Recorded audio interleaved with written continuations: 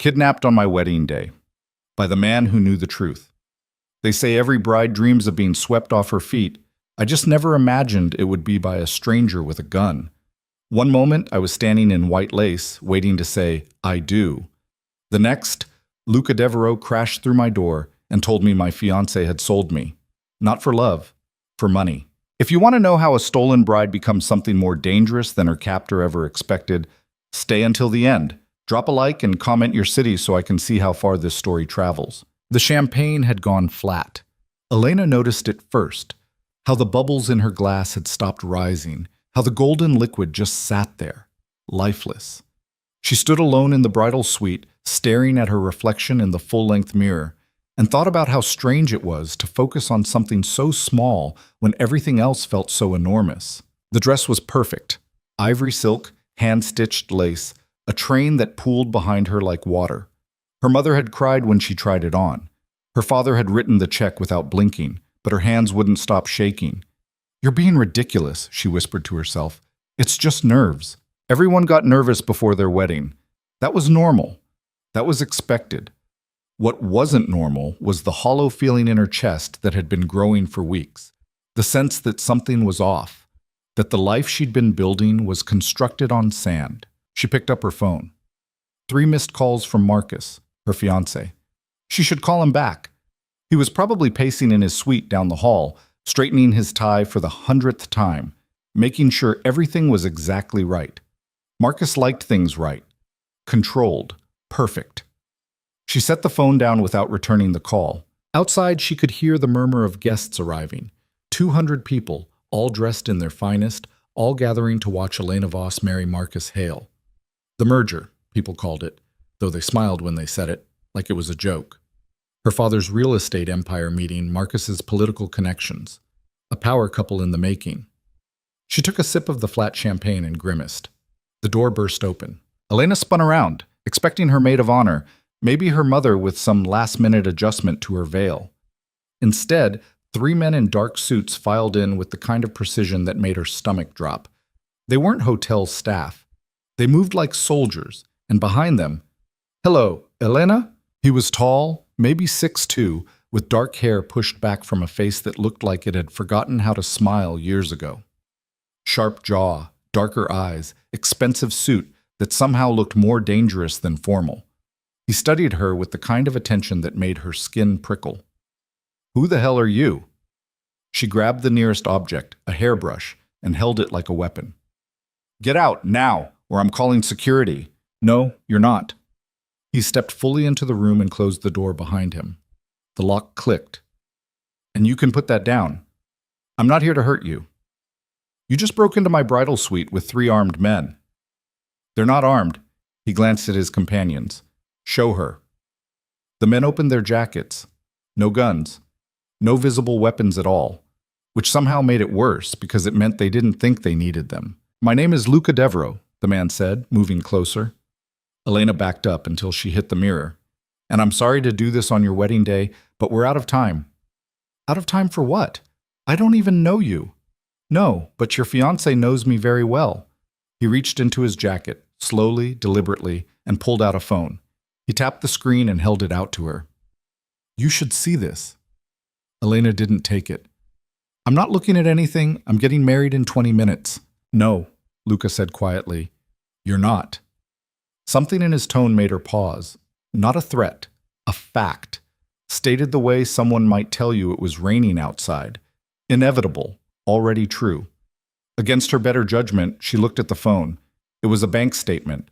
Multiple transfers, each one larger than the last. Millions of dollars moving between accounts she didn't recognize. And at the bottom, dated yesterday. "That's not Marcus's signature," she said. But even as she said it, she knew she was lying to herself. She'd seen him sign documents 100 times. "Keep scrolling." She did. Emails, dozens of them. Marcus's name at the top of each one. Negotiating, promising, selling. Selling information about her father's business. Client lists. Property deals. Confidential acquisitions. Everything Marcus had learned during their engagement, every dinner conversation and pillow talk confession packaged up and delivered to competitors. The last email was dated this morning. Final payment confirmed. The wedding's the perfect cover. Once I'm family, I'll have access to everything. Give me 6 months. Elena's hands went numb. The phone slipped from her fingers. Luca caught it before it hit the floor. I'm sorry, he said again. And this time he actually sounded like he meant it. This could be fake. Her voice came out wrong, too high, too thin. You could have made all of this up. I could have. Luca pocketed the phone. But I didn't. Marcus Hale has been stealing from your father for 8 months. He approached my organization 6 weeks ago, trying to sell information about a property deal your father was negotiating, one that would have interfered with my own interests. When I investigated, I found out he'd been doing it to multiple parties. He's not marrying you because he loves you, Elena. He's marrying you because you're the key to everything he wants. The room tilted. Elena grabbed the edge of the vanity to steady herself. Why? She whispered. Why would he? Money, access, power. Pick your poison. Luca moved closer, and she noticed he smelled like expensive cologne and something else. Smoke, maybe, or gunpowder. Men like Marcus don't see people. They see opportunities. And what do you see? She lifted her chin, meeting his eyes. You clearly want something, or you wouldn't be here. A slight smile crossed his face, the first real expression she'd seen from him. Smart. Yes, I want something. Your father stole from me. A long time ago, but that doesn't make it ancient history. $3 million from a business deal that went sideways. I've been looking for a way to get it back. When Marcus came to me, I saw an opportunity. To do what? Kidnap me? To stop you from making the worst mistake of your life. He gestured toward the door. You can walk out there right now and marry him. I won't stop you, but in 6 months, maybe a year, you'll figure out what he really is. And by then, he'll have destroyed your father's company, your family's reputation, and whatever trust you had left in yourself. Or what? Or you come with me, right now. No wedding, no Marcus, no more lies. Elena laughed. It came out jagged, almost hysterical. You're insane. You break into my room, show me some documents that may or may not be real, and expect me to just leave with you? I don't know you. I don't know what you really want. You're right. You don't. Luca checked his watch. You have about 2 minutes to decide.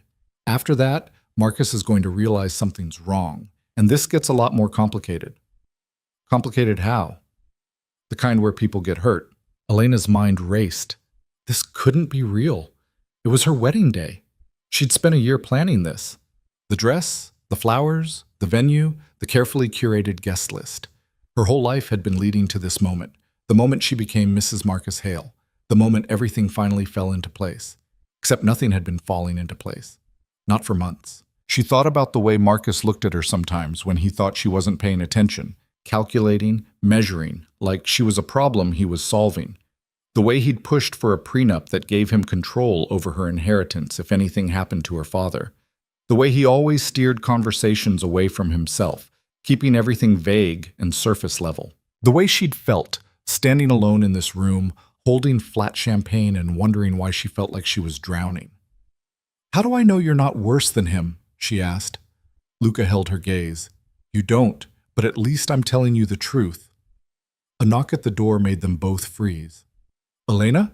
Marcus's voice, muffled but clear. Sweetheart, are you okay? Your mother said you looked pale. Luca moved fast. One of his men positioned himself by the door while the other two flanked Elena.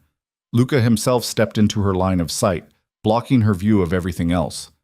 Last chance, he said quietly. What's it going to be? Elena? The doorknob rattled. Why is this locked? She looked down at her dress, at the ring on her finger. 3 carats, platinum band, absolutely flawless. Marcus had proposed on a yacht with photographers standing by. The pictures had made it into 3 different society magazines. She pulled the ring off and set it on the vanity. Let's go, she said. Luca's expression didn't change, but something shifted in his eyes, surprise, maybe, or respect. He nodded once, sharp and businesslike. Take her out the service exit. Car's waiting. Elena! Marcus was shouting now, pounding on the door. Open this door right now! One of Luca's men, tall, blonde, built like he bench-pressed trucks for fun, wrapped a jacket around Elena's shoulders, covering the distinctive white dress. Another guided her toward a door she hadn't noticed before, hidden behind a decorative screen. Wait! She stopped, turning back to Luca. My phone, my purse. Leave them. But if you want to disappear, you disappear completely. His voice was firm, but not unkind. Everything in this room can be traced. Everything ties you to the life you're leaving. You want out? Then get out. The pounding on the door got louder. She heard other voices now, hotel security maybe, or wedding guests drawn by the commotion. Elena took one last look at the bridal suite, at the dress in the mirror, the flowers on the table, the champagne she'd never finished, at the ring sitting on the vanity, catching the light. Then she turned and walked through the hidden door. The service corridor was narrow and dim, industrial fluorescent lights humming overhead. Her heels clicked against concrete as they moved fast, the two men flanking her while Luca brought up the rear. Behind them, she heard the sound of splintering wood. Marcus must have broken through the door. Move, Luca said. They hit the stairs at a run. 3 floors down, through a maze of service hallways that smelled like cleaning supplies and old carpet. Elena's dress kept catching on things, door frames, railings, her own feet. She yanked it up with both hands, running in a way no bride should ever have to run. They burst out into underground parking. A black SUV sat idling near the exit, tinted windows, engine already running. The blond man pulled the door open and practically lifted Elena inside. Luca slid in beside her. The door slammed shut, and the vehicle peeled out before she even had her seatbelt on. Elena twisted around, looking out the back window. Through the parking garage entrance, she could see figures spilling out into the daylight. Marcus in his tuxedo, her father behind him, both of them scanning the street with expressions she couldn't quite read from this distance. Then they turned a corner, and the hotel disappeared from view. The silence in the car was deafening. Elena realized she was breathing too fast. Shallow gasps that made her lightheaded. She pressed her hands flat against her thighs, trying to ground herself, but her whole body was shaking. Here, Luca handed her a bottle of water. Drink. She took it with trembling fingers, unscrewed the cap, took a sip. The water was cold and tasteless and did absolutely nothing to settle her stomach. Where are we going? She managed. Somewhere safe. That's not an answer. It's the only one you're getting right now. He looked at her, really looked at her, like he was seeing her for the first time. You made the right choice. Did I?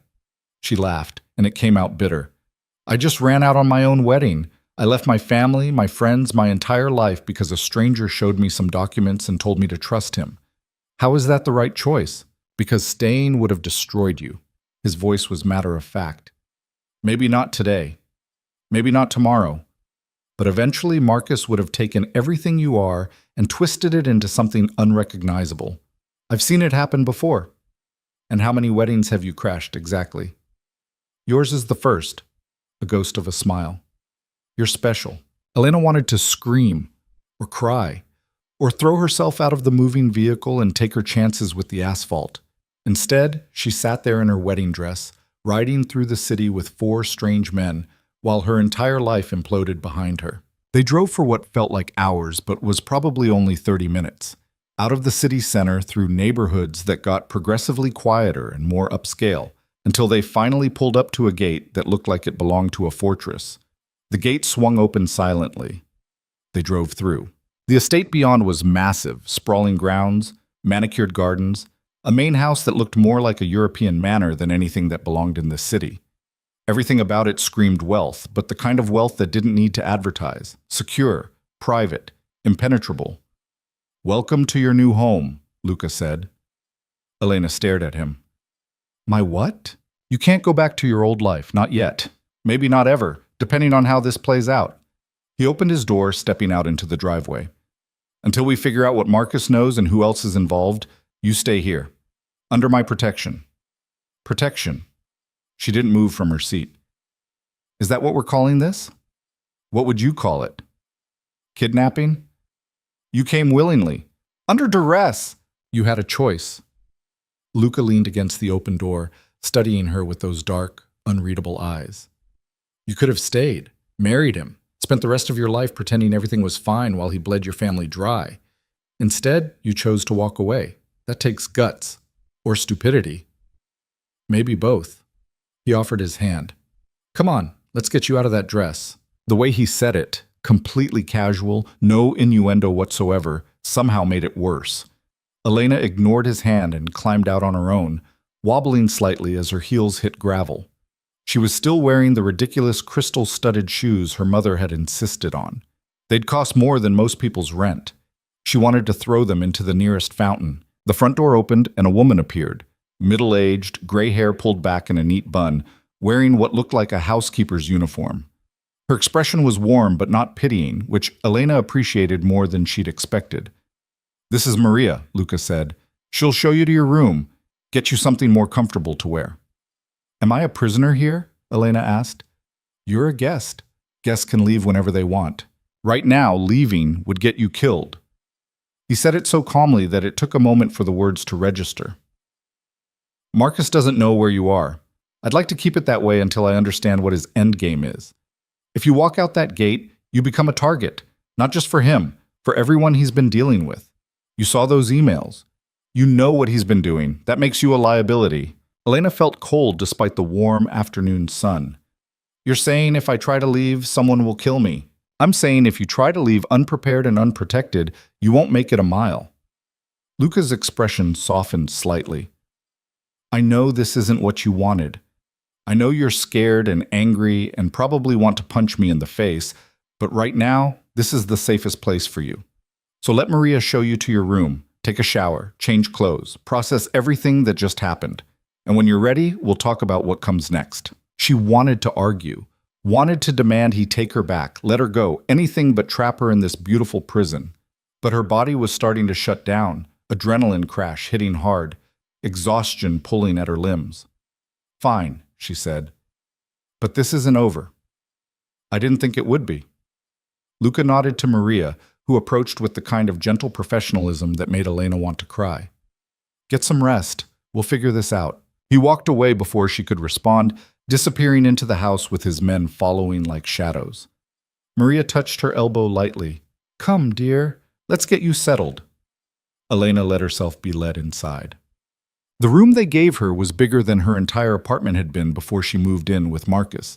King-sized bed, sitting area, massive windows overlooking the gardens, an ensuite bathroom with a tub that could fit 3 people. Closets already stocked with clothes, all in her size, she noticed with a spike of unease. "How long has he been planning this?" she asked Maria. The older woman was laying out clothes on the bed, soft pants, a cashmere sweater, underwear still in packaging.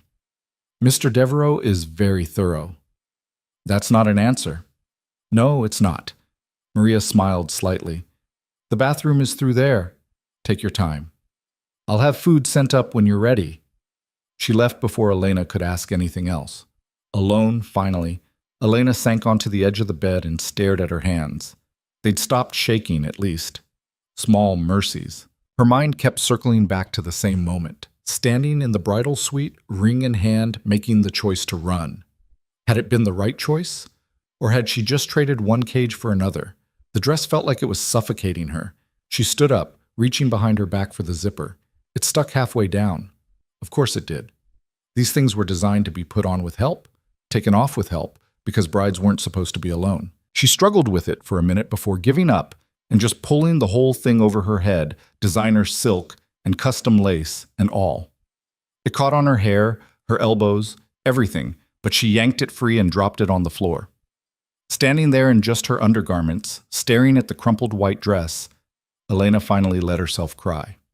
The shower was scalding hot, the kind of heat that turned your skin pink and made everything feel raw. Elena stood under the spray until the water ran cold, washing away makeup and hairspray and the last remnants of the life she'd thought she was building. When she finally emerged, wrapped in a towel that was probably worth more than her car, she found Maria had removed the dress and left the clothes neatly arranged. She dressed slowly, her body moving on autopilot while her mind tried to catch up with everything that had happened. Kidnapped on her wedding day. It sounded like a movie plot. Something dramatic and unbelievable that would never happen to a real person. Except it had happened. To her. And now she was standing in a stranger's mansion, wearing clothes he'd bought for her, because the man she'd been about to marry had been planning to destroy her family. A knock at the door made her jump. "It's Maria. May I come in?" "Yes." The housekeeper entered carrying a tray. Soup, bread, fruit, tea. Simple food, nothing elaborate. She set it on the small table by the window. You should eat something, Maria said gently. I know you're upset, but you need to keep your strength up. Why do you work for him? Elena found herself asking. Luca, what is he exactly? Some kind of… She couldn't quite bring herself to say crime lord out loud. Maria's expression didn't change. Mr. Devereaux is a businessman. What kind of business? The kind that requires loyalty and discretion. She poured tea with steady hands. He's not a cruel man, if that's what you're worried about. Dangerous, yes, but not without honor. Honor? Elena laughed. He kidnapped me. He saved you. Maria met her eyes. There's a difference. Before Elena could respond, her phone, except she didn't have her phone anymore. But she heard ringing, muffled and distant. Maria pulled a cell phone from her pocket. Mr. Devereaux asks if you're up for a conversation. He's in his office. Elena wanted to say no, wanted to tell him to go to hell. But sitting in this room alone with her thoughts felt worse than facing him. Where's his office? I'll take you. Us. They walked through corridors that felt more like a museum than a home. Marble floors, expensive art on the walls, sculptures and alcoves. Everything was tasteful and understated and probably cost more than most people made in a lifetime. Maria stopped at a heavy wooden door and knocked twice. Come in. Luca's office was exactly what Elena had expected. Dark wood, leather furniture, floor-to-ceiling bookshelves. A massive desk dominated one side of the room, papers and laptops arranged in organized chaos. Floor-to-ceiling windows looked out over the grounds, the city skyline visible in the distance. Luca stood by those windows, hands in his pockets, still wearing the suit from earlier. He'd loosened his tie, rolled up his sleeves. It made him look marginally less intimidating. Marginally. How are you feeling? He asked, without turning around.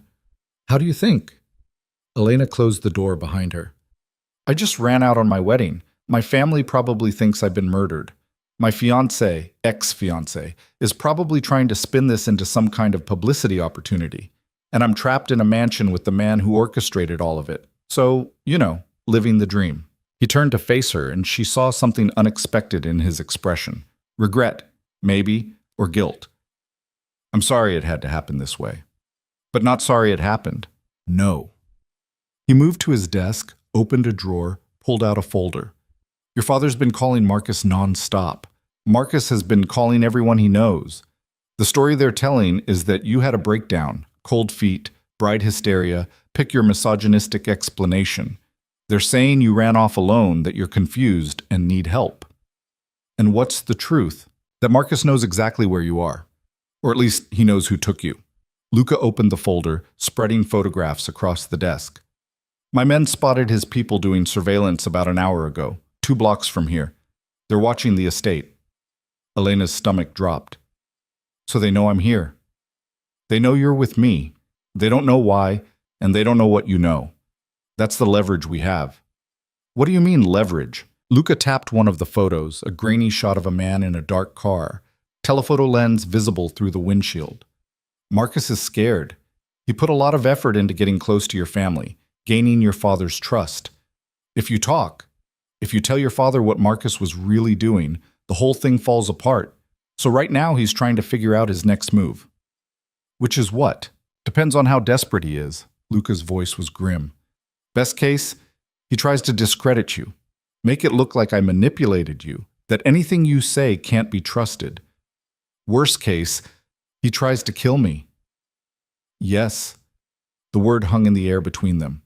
Elena sank into one of the leather chairs. Her legs had stopped feeling solid. So what do? We? Luca raised an eyebrow. An hour ago you were calling this a kidnapping. An hour ago I hadn't seen photos of men watching this house. She met his eyes. You said my father stole money from you. $3 million. Is that true? Or was it just a cover story? It's true. So this isn't just about saving me from Marcus. You want something from my family. I want what's mine. His expression hardened. Your father and I did a deal 15 years ago. Real estate development, a commercial property in the business district. We were supposed to split the profits. Instead, he took his half, my half, and the property itself. By the time I realized what happened, he'd restructured everything so legally there was no recourse. Why not sue? Because the kind of business I do doesn't involve lawyers and courtrooms. Luca leaned against his desk. Your father knew that. He used it against me. Figured I couldn't touch him without exposing myself. But now you have me. Now I have you. He didn't sound triumphant, just tired. And I'll be honest, Elena, when I found out about Marcus, when I realized he was trying to take down your father's company, my first thought was that it was poetic justice. Let them destroy each other. But then I looked into Marcus, saw what he really was, saw what he'd do to you in the process. So you decided to play hero. I decided to complicate his plan. Luca crossed his arms. If Marcus succeeds, your father loses everything. That happens, I never get my money back. So it's in my best interest to keep your father's company intact, which means keeping you away from Marcus, which means I'm a pawn in whatever game you're playing. You're a player, he corrected. There's a difference. Pawns don't get to choose. You did. Elena wanted to argue, but he wasn't wrong. She'd made a choice back in that bridal suite. Maybe not a good choice, maybe not a smart choice, but a choice nonetheless. What happens now? She asked. Now we wait. Marcus will make a move eventually. When he does, we'll be ready. And if he doesn't, then I'll make one. Luca's smile was sharp. I've been patient for 15 years. I can wait a little longer. He dismissed her then. Or maybe she dismissed herself. Either way, Elena found herself back in the hallway with Maria, being led back to her room like a child sent to bed early. Get some rest, Maria said. Tomorrow will be better. But as Elena lay in the too big bed in the too perfect room, staring at the ceiling while her mind raced, she couldn't imagine how anything could be better. She'd walked away from one trap straight into another. And somewhere out there, Marcus was watching, waiting for his chance to fix what she'd broken. She closed her eyes and tried to sleep. It didn't come. Sleep came in fragments. Elena would drift off for 20 minutes, maybe 30, then jolt awake with her heart hammering, momentarily forgetting where she was.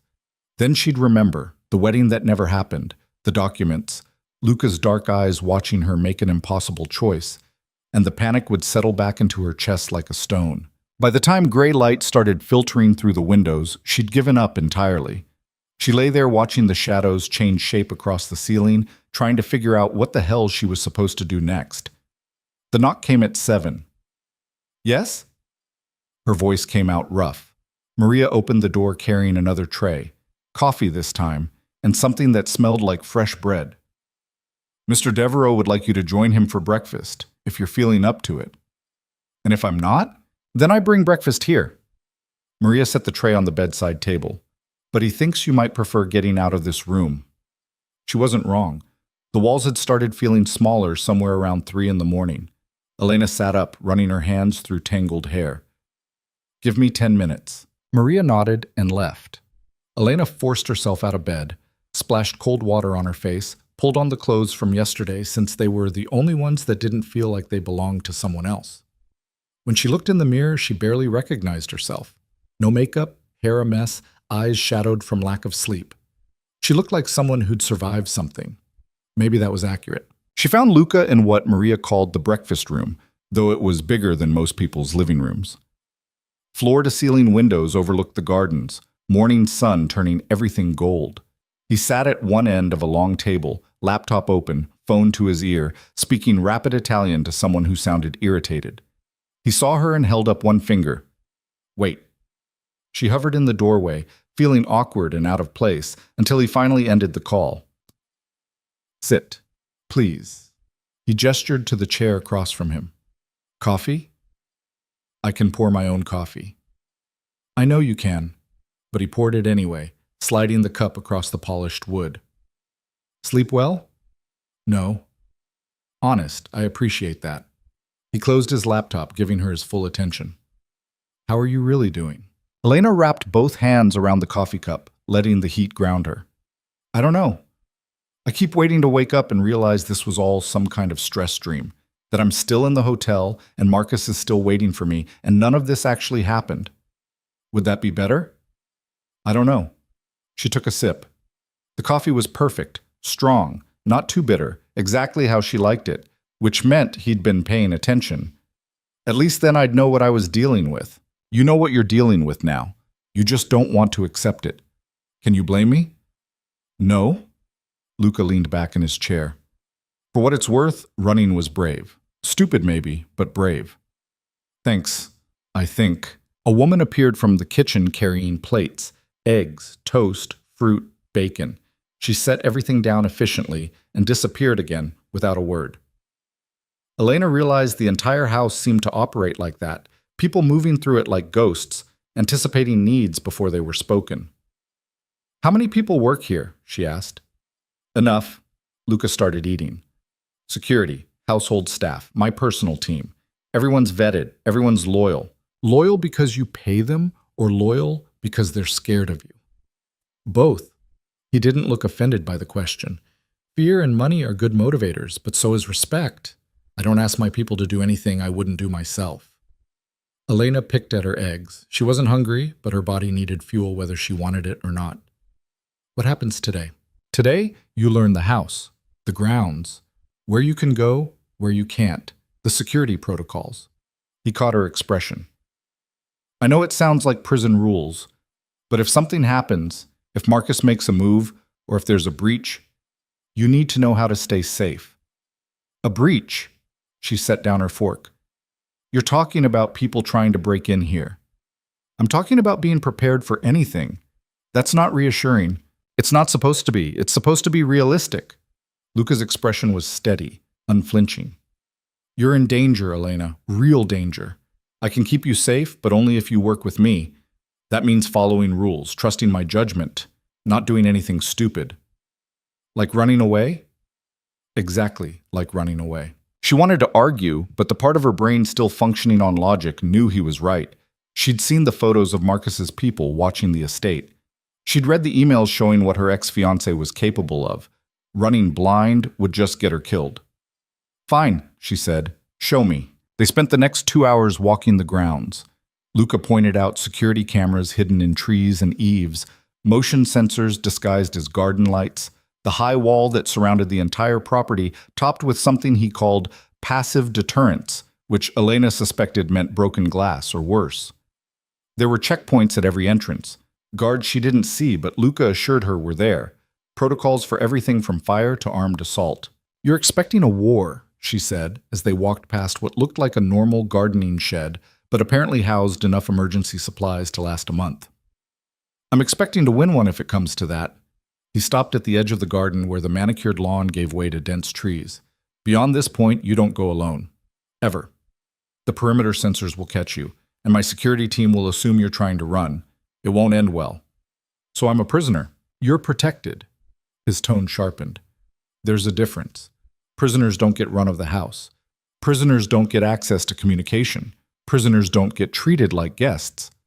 Guests can leave. We already covered this. Luca turned to face her fully. You want to leave? Fine. I'll drive you back to the city myself. Drop you off wherever you want. But understand what that means. Marcus will find you within hours. Your father, if he's smart, will put you somewhere Marcus can't reach, which means you'll be isolated, cut off, probably under surveillance for your own protection. And the whole time, Marcus will be working the angles, trying to discredit you, maybe worse. Is that what you want? Elena's jaw tightened. What I want is my life back. Your life was a lie. He said it without cruelty, just flat fact. Everything you thought you had was built on Marcus's deception. I didn't create that situation. I just exposed it and trapped me in the fallout. I gave you an exit. Luca started walking back toward the house. What you do with it is up to you. She followed because there was nothing else to do. The sun was higher now, the day warming into something that might have been pleasant if she wasn't stuck in the middle of a nightmare that just kept getting worse. They were halfway back to the house when one of Luca's men appeared, the blonde one from yesterday, the one built like a tank. He said something in Italian too quick for Elena to follow. Luca's expression went dark. What? Elena asked. What's wrong? Your father called a press conference. Luca pulled out his phone, tapping rapidly. It's streaming now. He pulled up a video. Elena leaned in to watch. Her father stood behind a podium, cameras flashing, his face arranged in the careful expression she recognized from 1,000 business meetings. Concerned but controlled, worried but strong. Marcus stood beside him. That was what made her stomach drop. Marcus, looking appropriately devastated, his hand on her father's shoulder in a gesture of support. Asking everyone to respect our privacy during this difficult time, her father was saying. Elena has been under tremendous stress. The wedding, the planning, the pressure, it became too much. She's taking time away to rest and recover. Mr. Voss, there are rumors she was taken against her will, a reporter called out. Can you confirm? I can confirm my daughter is safe, her father cut in smoothly. She left of her own accord. We're in contact with her, and we ask that everyone give her space to work through this. What about the man she allegedly left with? Another reporter. Luca Devereaux. What's his connection to your family? Her father's expression never changed. Mr. Devereaux is a business associate. He's helping ensure Elena's safety while she takes this time for herself. There's no story here beyond a young woman having second thoughts about a major life decision. Liar. The word came out of Elena before she could stop it. He's lying. I never contacted him. How can he say? Because Marcus fed him the story. Luca shut off the video. And your father, whether he believes it or not, is playing along. Because right now, controlling the narrative is more important than the truth. I need to call him. Elena reached for the phone. I need to tell him what Marcus really is. Luca pulled it away. Not yet. What do you mean, not yet? He's up there lying to everyone. He's protecting his company, his reputation, himself. Luca's voice was hard.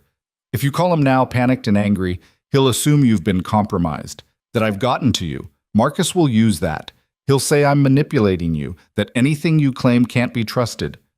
So I just let them lie? You let them think they're in control. He pocketed his phone. When the time is right, when we have enough evidence that Marcus can't spin his way out of it, then you talk to your father, but not before. Right now, silence is your best weapon. Elena wanted to scream, wanted to throw something, wanted to march out the front gate and straight to her father's office and force him to listen. But Luca's hand on her arm stopped her. I know this is hard, he said quietly. I know you want to fix it right now, but trust me, we do this the right way, or we don't do it at all. She jerked her arm away. Stop telling me to trust you. I don't know you. I don't know what your real plan is. For all I know, you're using me just as much as Marcus was. Maybe I am. He didn't deny it. But at least I'm keeping you alive while I do it. Before she could respond, another voice cut through the tension. Boss, we've got a problem. Elena turned to see a man approaching from the house. Dark hair, expensive suit, earpiece visible. He glanced at Elena, then back to Luca. Perimeter alert. North side. 2 vehicles unmarked. They're sitting about 300 yards out. How long? 15 minutes. Luca swore under his breath. Get Elena inside. Lock it down. Wait, what's happening? Elena asked as the guard moved toward her. Marcus is making his move. Luca was already walking fast toward the house. Or someone is. Either way, you need to be somewhere secure. I'm not hiding in my room while... You're not hiding. You're surviving. He stopped, turned to face her. Listen to me very carefully. If they breach the perimeter, if shooting starts, you go to the panic room. 3rd floor, end of the hall, behind the bookshelf. Maria knows where. You get in, you lock it, and you don't come out until I personally come to get you. Understand? You're serious. Dead serious. His expression was ice. This is what I do, Elena. This is the world you walked into. Now be smart and stay alive. The guard, his name was Stefan, she heard someone call him, didn't touch her but made it very clear she was going inside whether she liked it or not. Elena followed, pulse hammering, as the house suddenly transformed around her. Staff disappeared into back rooms. Men in tactical gear appeared from nowhere, taking positions at windows, speaking into radios in clipped, efficient tones. This is insane, she whispered. This is Tuesday, Maria said, appearing at her elbow. Come, I'll show you the safe room. They climbed stairs, Maria moving fast for her age. The 3rd floor was quieter, fewer windows, heavier doors. Maria led her to what looked like a study, leather chairs, wooden desk, shelves packed with books. She pulled on a specific book spine, and the whole unit swung inward. Behind it was a room maybe 10 feet square. Reinforced walls, ventilation system, supplies stacked neatly on shelves. Computer monitors showing security feeds from around the property. A phone hardwired into the wall. Everything you need, Maria said. Food, water, communication. If something happens, you stay here until Mr. Devereaux or someone from his inner circle comes for you. No one else. Not even if they say they're police or FBI or your own mother. You're scaring me. Good. Fear keeps you careful. Maria's expression softened slightly.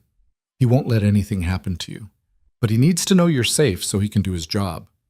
His job being what? Starting a war?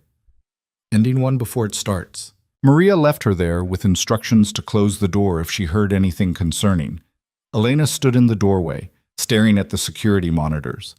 She could see the front gate, the driveway, various angles of the grounds, and on the north side, just visible through the trees, 2 dark SUVs, sitting motionless. Her phone, except she still didn't have a phone. The one on the wall was for emergencies only, Maria had said. Elena watched the monitors, heart hammering, as figures moved across the screens. Luca's security team taking positions. Luca himself near the front of the house, conferring with Stefan and another man she didn't recognize. Minutes crawled past. The SUVs didn't move. No one got out. They just sat there, watching. "What are you waiting for?" Elena whispered to the screen. Her answer came 10 minutes later when one of the vehicles suddenly reversed, turned around, and drove away. The second followed. Within moments, both were gone. Elena exhaled slowly. False alarm? Or something worse. A test, maybe, to see how Luca's security would respond. Either way, it was over. For now. She stayed in the safe room for another 20 minutes before Luca appeared at the doorway. He looked tired, she noticed. Not physically, but something deeper. Tired in a way that had nothing to do with sleep. "They're gone," he said. "You can come out." Elena stepped into the study. What was that? Reconnaissance. They wanted to see how quickly we'd respond, where our weak points might be. He ran a hand through his hair. Standard intimidation tactics. That's standard? In my world? Yes. He studied her. You held up well, didn't panic. That's good. I was terrified. Terrified is fine. Panicked gets you killed. He moved toward the door. Come on, let's get you something to drink. You look like you need it. She followed him downstairs to his office. He poured 2 glasses of something amber from a crystal decanter, handed her one. She took it without asking what it was and drank. Whiskey, smooth and expensive, burned going down. Better? Luca asked. Not really.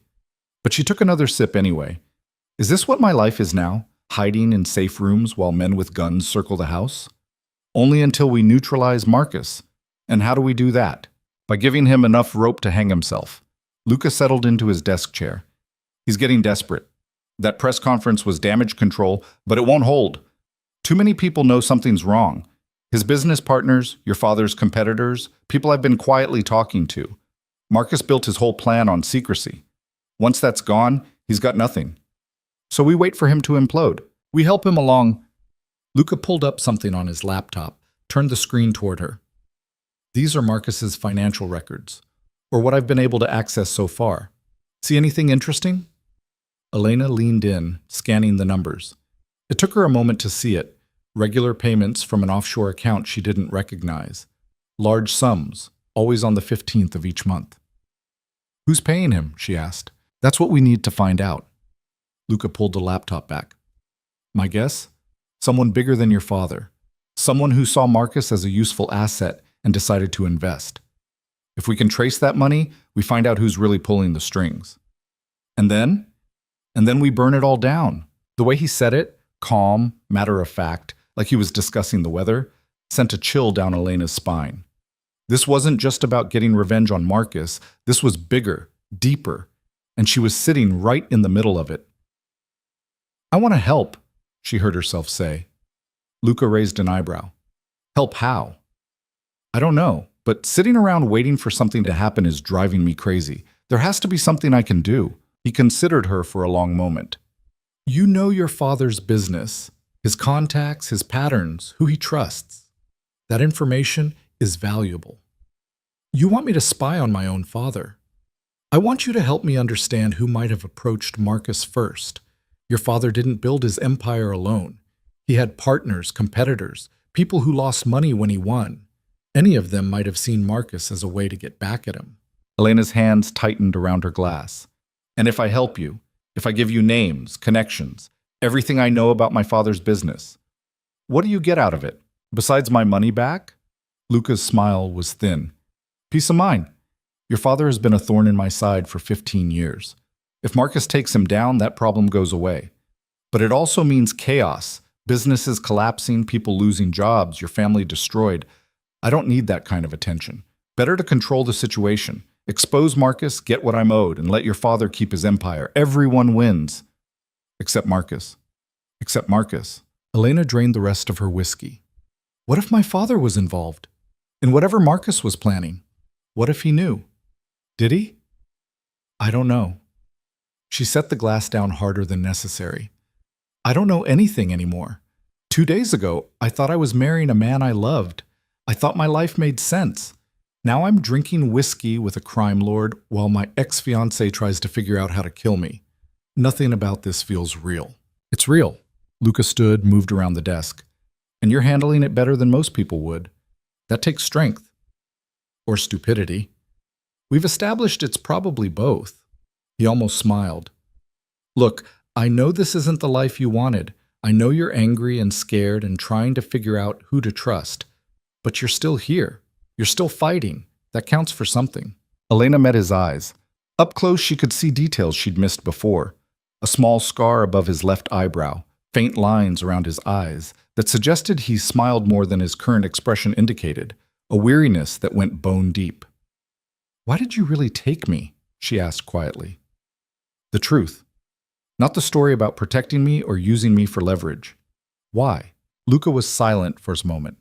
Because I saw you standing there in that wedding dress, about to throw your life away for a man who didn't deserve you, and I remembered what it felt like to be that naive. To believe people when they tell you pretty lies. I couldn't let you go through with it. So you saved me. I complicated your life significantly. Let's not romanticize it. Too late. Elena heard the words come out and immediately wanted to take them back, because somewhere in the last 2 days something had shifted. She'd stopped seeing Luca as just her captor and started seeing him as, what? Protector? Ally? Something more dangerous than either. His expression changed, something flickering across his face too quick to identify. You should get some rest. It's been a long day. It's barely noon. Then rest anyway. Tonight might be longer. What happens tonight? I'm meeting with some people who might have information about Marcus's offshore accounts. If I'm right, we'll know who's funding him by morning. Luca moved back toward his desk, putting distance between them. Stay in the house. Don't answer the door for anyone you don't know. Maria will bring you dinner. Am I invited to this meeting? No. Why not? I could help. I know Marcus. I might recognize names because these aren't the kind of people you introduce to your house guests. His voice went hard. I deal with dangerous men, Elena. Men who wouldn't hesitate to use you against me if they knew you were here. So no, you're not coming to the meeting. You're staying here where it's safe. I'm not a child. Then stop acting like one. He turned away, effectively dismissing her. Close the door on your way out. Elena wanted to argue, wanted to push back, demand to be included, prove she could handle whatever world he operated in. But something in his tone stopped her. A warning, maybe, or genuine concern disguised as coldness. She left, closing the door quietly behind her. The afternoon stretched long and empty. Elena tried to read but couldn't focus.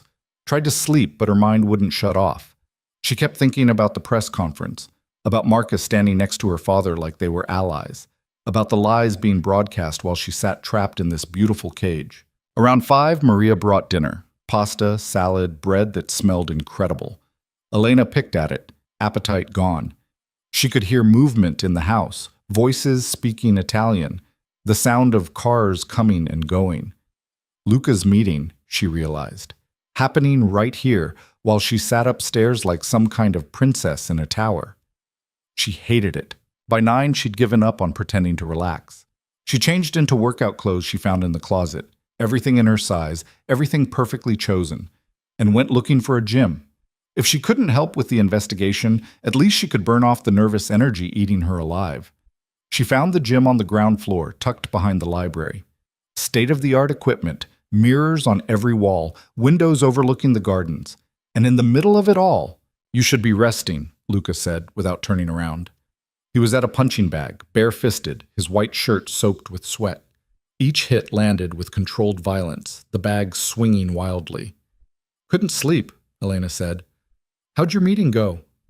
"It's still going. I needed a break." He hit the bag again, harder. "These people talk too much."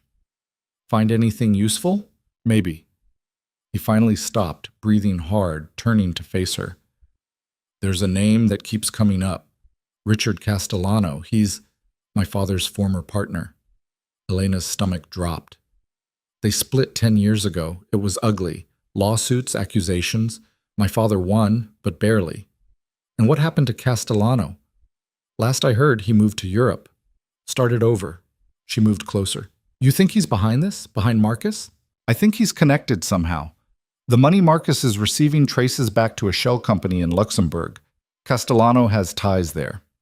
Luca grabbed a towel, wiped his face. If he's been planning revenge for 10 years, funding Marcus would be a smart move. Let someone else take the risk while he stays clean. So we expose him too. We expose everyone. He looked at her, really looked at her, and Elena felt something shift in the air between them. "You should go back upstairs." "Why?" "Because you're looking at me like that." "Like what?" "Like you're trying to figure out if I'm worth trusting." His voice dropped. "And the answer is no. I'm not. I'm using you the same way everyone else has. The only difference is I'm honest about it." Elena stepped closer. "What if I don't care?" "You should care." But he didn't move away. "I'm not a good man, Elena. The things I've done, the life I lead, it's not something you walk away from clean, and you deserve clean. What I deserve is the truth. What I deserve is someone who doesn't lie to my face while pretending to love me." She was close enough now to feel the heat coming off him, to see the way his jaw tightened. "You said you complicated my life. Maybe that's exactly what I needed." "You don't know what you're saying." "Then tell me I'm wrong. Tell me you don't feel this too." The silence stretched between them, sharp and dangerous. Outside, Elena could hear voices from the meeting resuming, business carrying on while they stood here in this charged moment that felt like standing on the edge of something she couldn't take back. Luca reached up, his hand stopping just short of touching her face. "This is a bad idea." "Probably. You'll regret it. Maybe." She met his eyes. "Or maybe I'm tired of playing it safe. Maybe safe is what got me into this mess in the first place." His control cracked. She saw it happen, saw the moment he stopped fighting, whatever this was between them. His hand cupped her face, thumb brushing her cheek, and then he was kissing her, hard and desperate, and nothing like the careful, controlled kisses she'd gotten from Marcus. This was real, raw, dangerous in a way that had nothing to do with guns or guards or men watching the house from unmarked cars. Elena kissed him back, her hands fisting in his sweat-soaked shirt, pulling him closer even though every rational part of her brain was screaming that this was insane. He was her captor, her kidnapper, the man who'd torn her life apart. He was also the only person who'd told her the truth. When they finally broke apart, both breathing hard, Luca pressed his forehead against hers. "This doesn't change anything. I know. I'm still using you to get to your father. I know. And when this is over, we'll figure it out." She pulled back enough to see his face. "But right now, I don't want to think about endings. I just want something real." He kissed her again, softer this time, like he was trying to memorize the moment. When he pulled away, his expression was conflicted, want and warning warring behind his eyes. "Go upstairs," he said quietly, "before I do something we both regret." Elena wanted to argue, wanted to push to see how far this could go, to take control of at least one thing in her life that felt like her choice. But she also heard the genuine plea in his voice, the man trying to hold on to whatever honor he had left. She stepped back. "This conversation isn't over." "I know."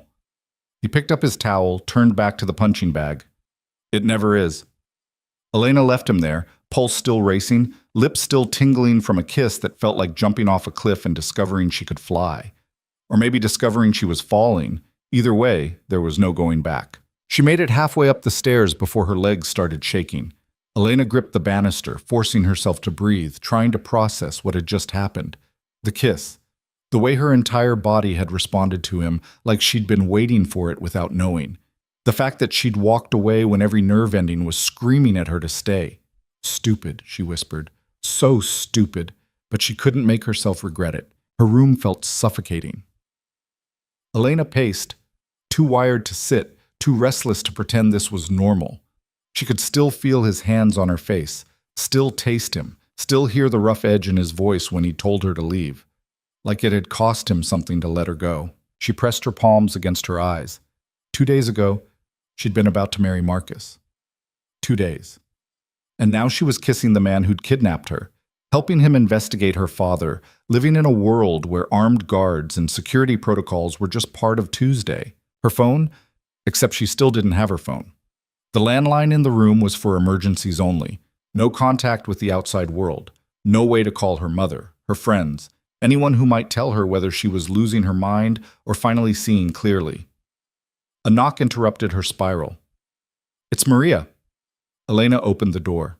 Maria stood there with fresh towels, her expression carefully neutral in a way that suggested she'd seen Elena coming up from the gym and put two and two together. "Everything all right, dear?" "Fine." The lie tasted bitter. "Just couldn't sleep." Maria moved past her, setting the towels in the bathroom. "Mr. Devereaux has that effect on people." Elena's face heated. "I don't know what you mean." "Of course not." Maria emerged from the bathroom, her eyes kind. "Just remember, he's a complicated man. Good intentions wrapped in bad methods. It's easy to mistake one for the other when you're in the middle of it." We're not. I've been with him for 12 years. I've seen how he looks at people. How he looks at you is different." She moved toward the door, then paused. "Different doesn't always mean better. Just be careful." She left before Elena could respond. Sleep was impossible.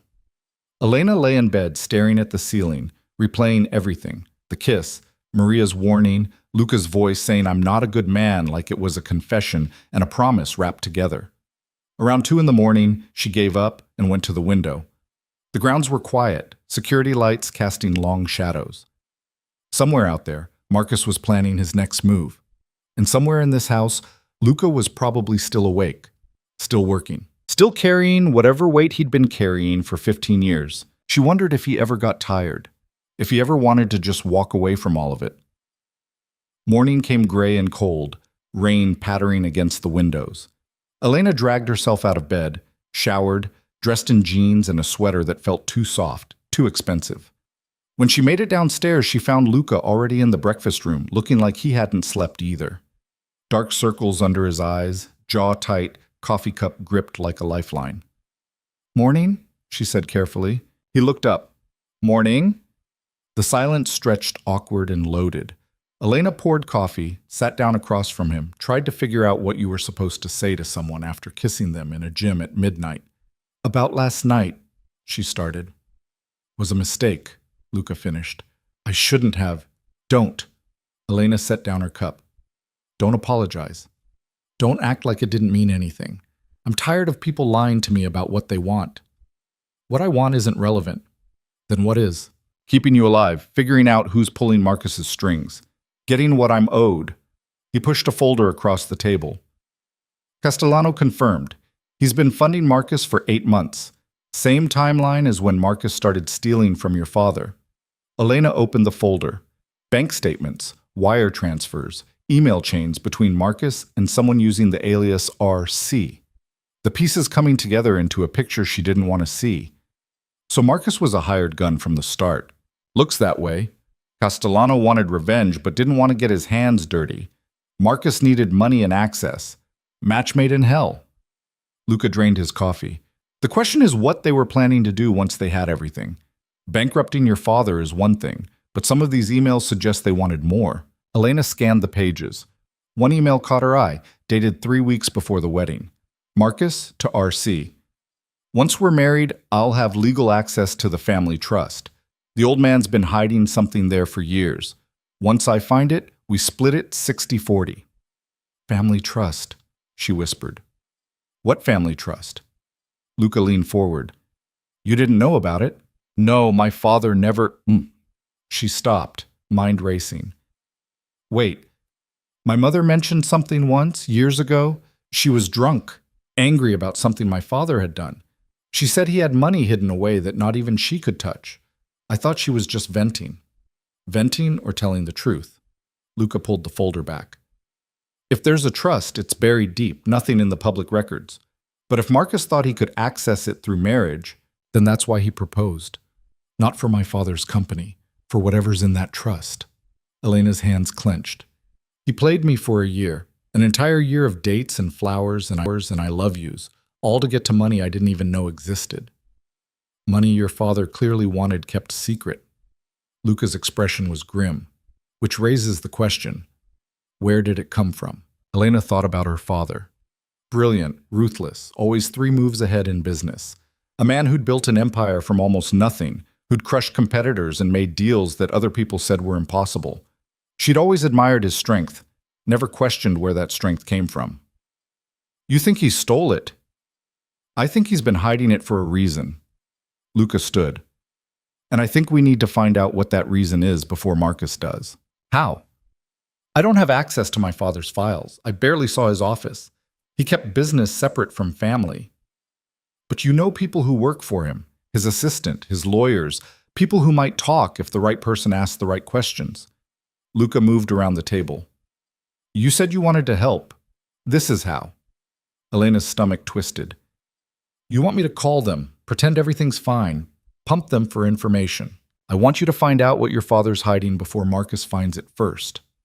He crouched down beside her chair, meeting her eyes. I know this is asking a lot. I know he's your father. But if Marcus gets whatever's in that trust, he wins. Your father loses everything. And you, I what? You become collateral damage. His voice was quiet, almost gentle. Marcus won't let you walk away knowing what you know. Even if he can't get to you here, eventually he'll find an angle, a moment when you're vulnerable. And when he does, he'll kill me. She said it flatly, the words tasting like ash. That's what you're saying. I'm saying we're running out of time. Luca stood. Make the calls, see what you can learn. If nothing else, we'll know what we're up against. He left her sitting there with the folder, the rain, and the slow dawning realization that there was no innocent side in this. Not her father, not Marcus, not even her. Everyone was compromised. Everyone had something to hide. The calls took all morning. Elena started with her father's assistant, a woman named Patricia, who'd been with the company for 20 years.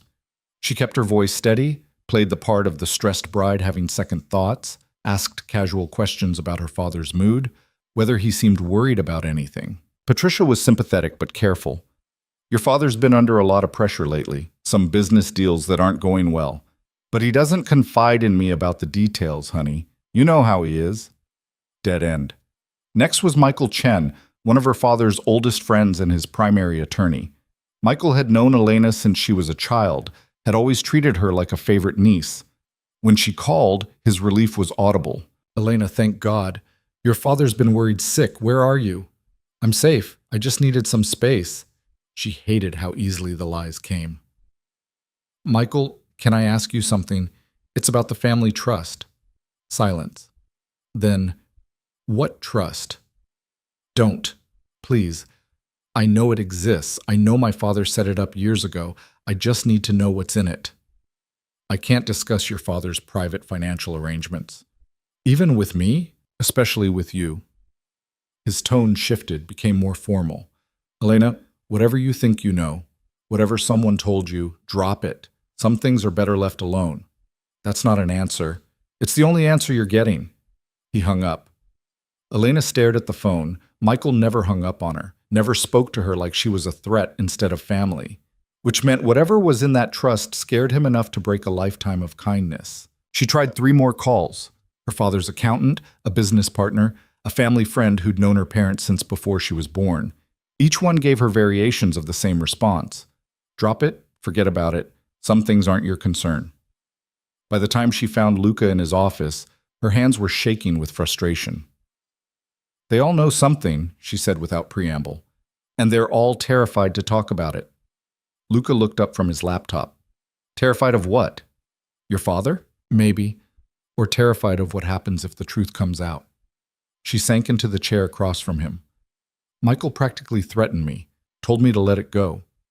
He's known me my entire life and he hung up on me like I was a stranger. Which means whatever's in that trust is big enough to make a lawyer break privilege. Luca's fingers drummed on the desk. We need to look at this from another angle. If your father hid money, he had to move it from somewhere. Banks, investments, property sales, something would have left a paper trail. But you'd need access to his accounts to trace it. I have access to a lot of things. He pulled up something on his screen. Your father's company went through a major restructuring 15 years ago. Right around the time he and I had our falling out. He sold off several properties, liquidated some investments. Publicly, he said it was to streamline operations. But the amounts don't add up. He sold for $20 million, but only $10 million shows up in company records. The other 10 went into the trust. That's my guess, along with my $3 million. Luca's expression hardened. Your father didn't just steal from me. He used my money to create his secret nest egg. Elena's head spun. You think he's been planning to disappear? To bail if things went bad? I think he's been planning to survive. Luca closed the laptop. Men like your father don't build empires by accident.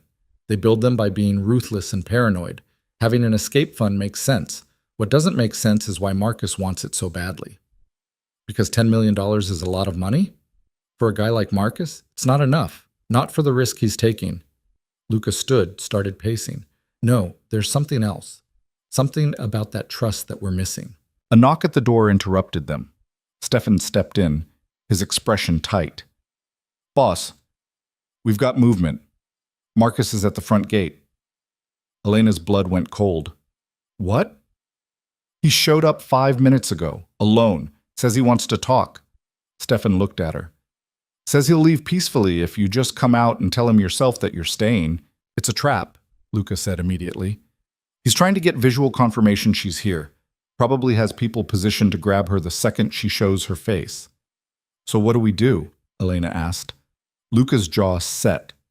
We call his bluff. Before she could ask what that meant, he was moving, Stefan following. Elena scrambled after them, through the house and down to the entrance hall. Through the windows, she could see Marcus standing at the gate, hands in his pockets, looking like he'd just stopped by for a casual visit, like he hadn't been trying to destroy her life. Luca opened the door, stepped outside. Elena stayed in the doorway, close enough to hear but far enough back that Marcus couldn't see her clearly. Devereaux, Marcus's voice carried across the distance. Interesting place you've got here. Very secure. What do you want, Hale? Just to talk to my fiancée. Make sure she's okay. You understand? Marcus smiled, the expression not reaching his eyes. Her father's worried. Her mother's worried. Everyone's worried about Elena. Elena's fine. Then let her tell me herself. Marcus took a step closer to the gate. Come on, this is ridiculous. You can't keep her locked up forever. She has a life, family, people who love her. People who lied to her, Luca corrected. People who used her. I'm keeping her safe from exactly that. Safe, Marcus laughed. You call kidnapping safe? You call holding her against her will safe? I know who you are, Devereaux. I know what you do. You're not some white knight. You're a criminal. And you're a con artist who sold out his fiancée's family for a paycheck. Luca's voice was ice. How much is Castellano paying you? 30 pieces of silver seem about right? Marcus's smile faltered. Just for a second, but Elena saw it. The crack in his carefully constructed mask. I don't know what you're talking about. Sure you don't. Luca pulled out his phone, held it up. Want me to read the emails, the wire transfers, the part where you promised to split whatever you found in the family trust? Marcus's expression went flat. You're bluffing. Am I? Luca lowered the phone. Here's what's going to happen.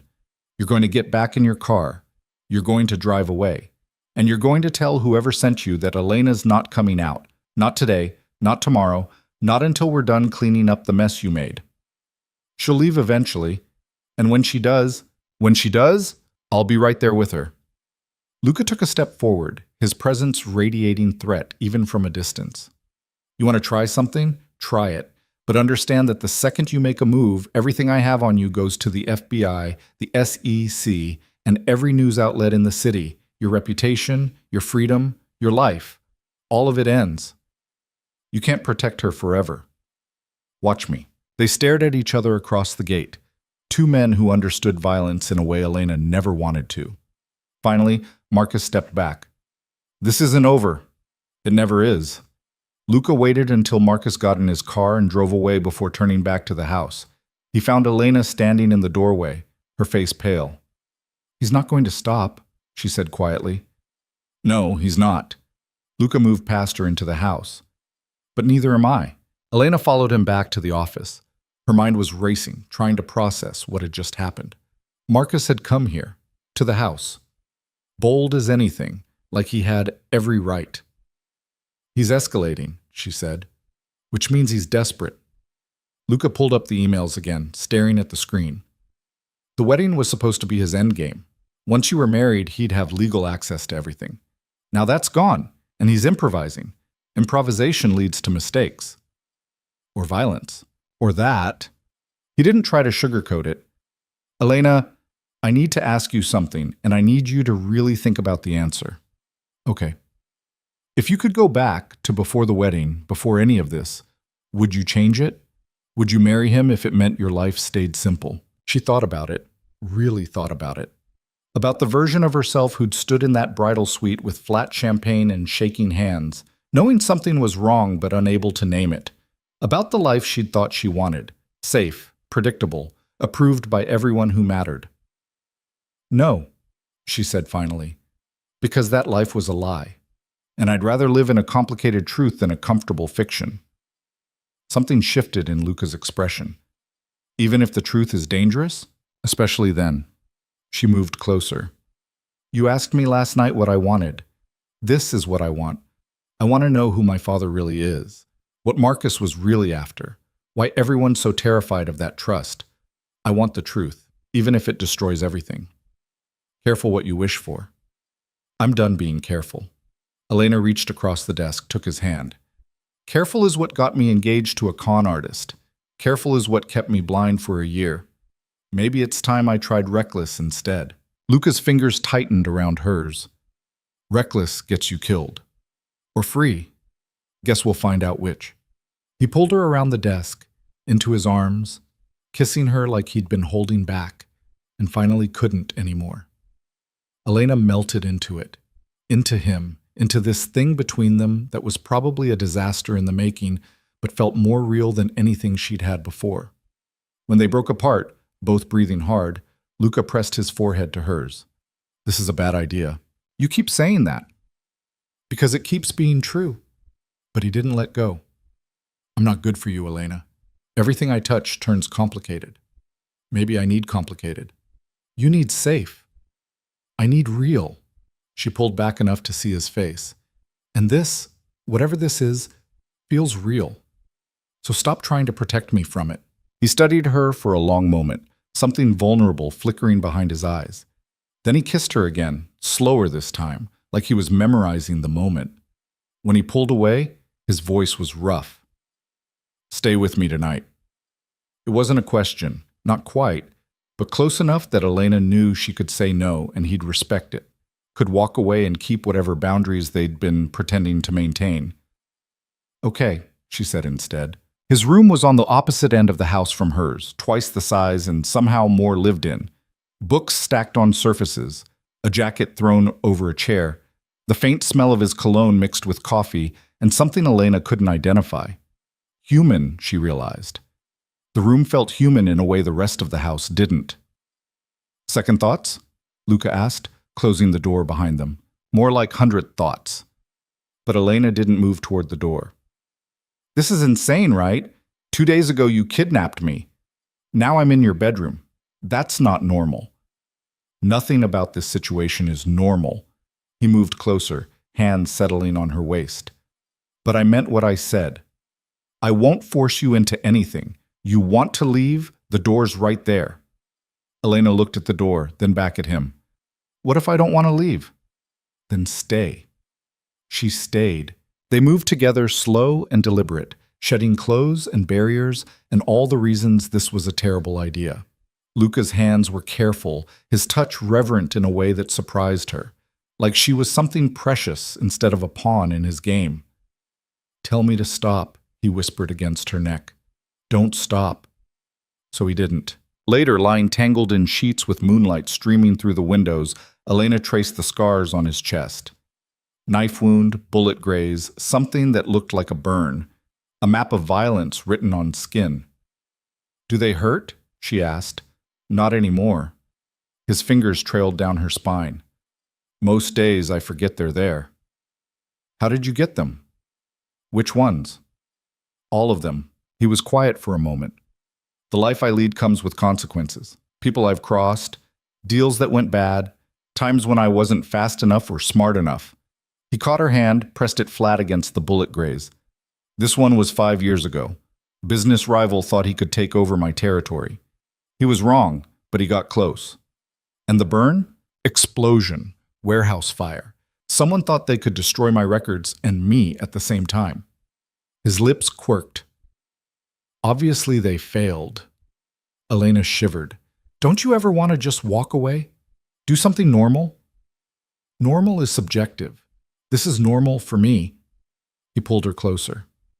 "But yeah, sometimes I think about it. Disappearing to some island where no one knows my name, living quiet, peaceful, boring." "Why don't you?" "Because I'd go insane in a week." He kissed her forehead. "I'm not built for peace, Elena. I'm built for war.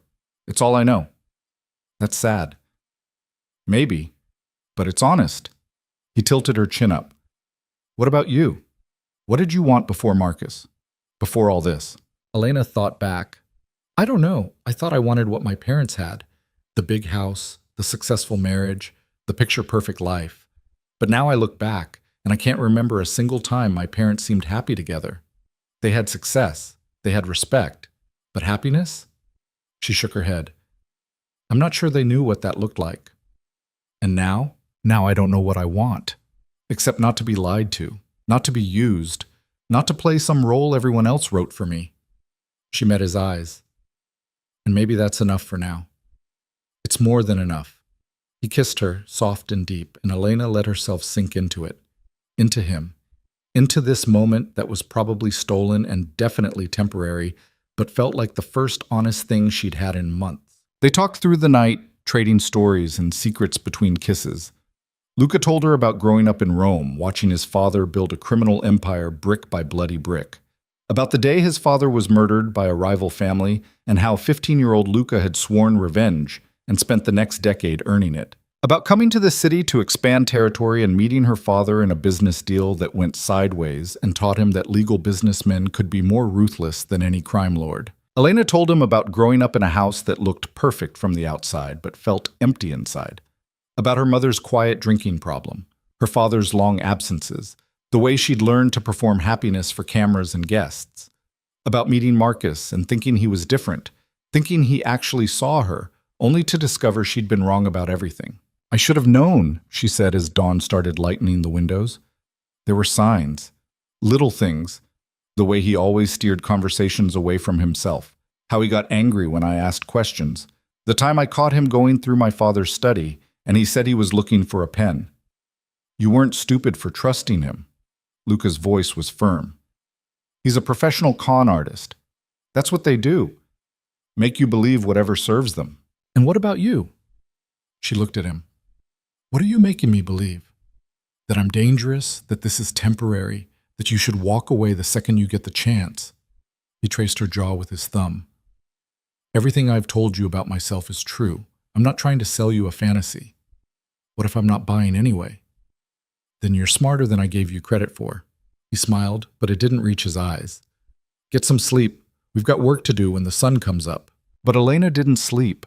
She lay there watching light creep across the ceiling, feeling Luca's steady breathing beside her, and wondered what she'd just done.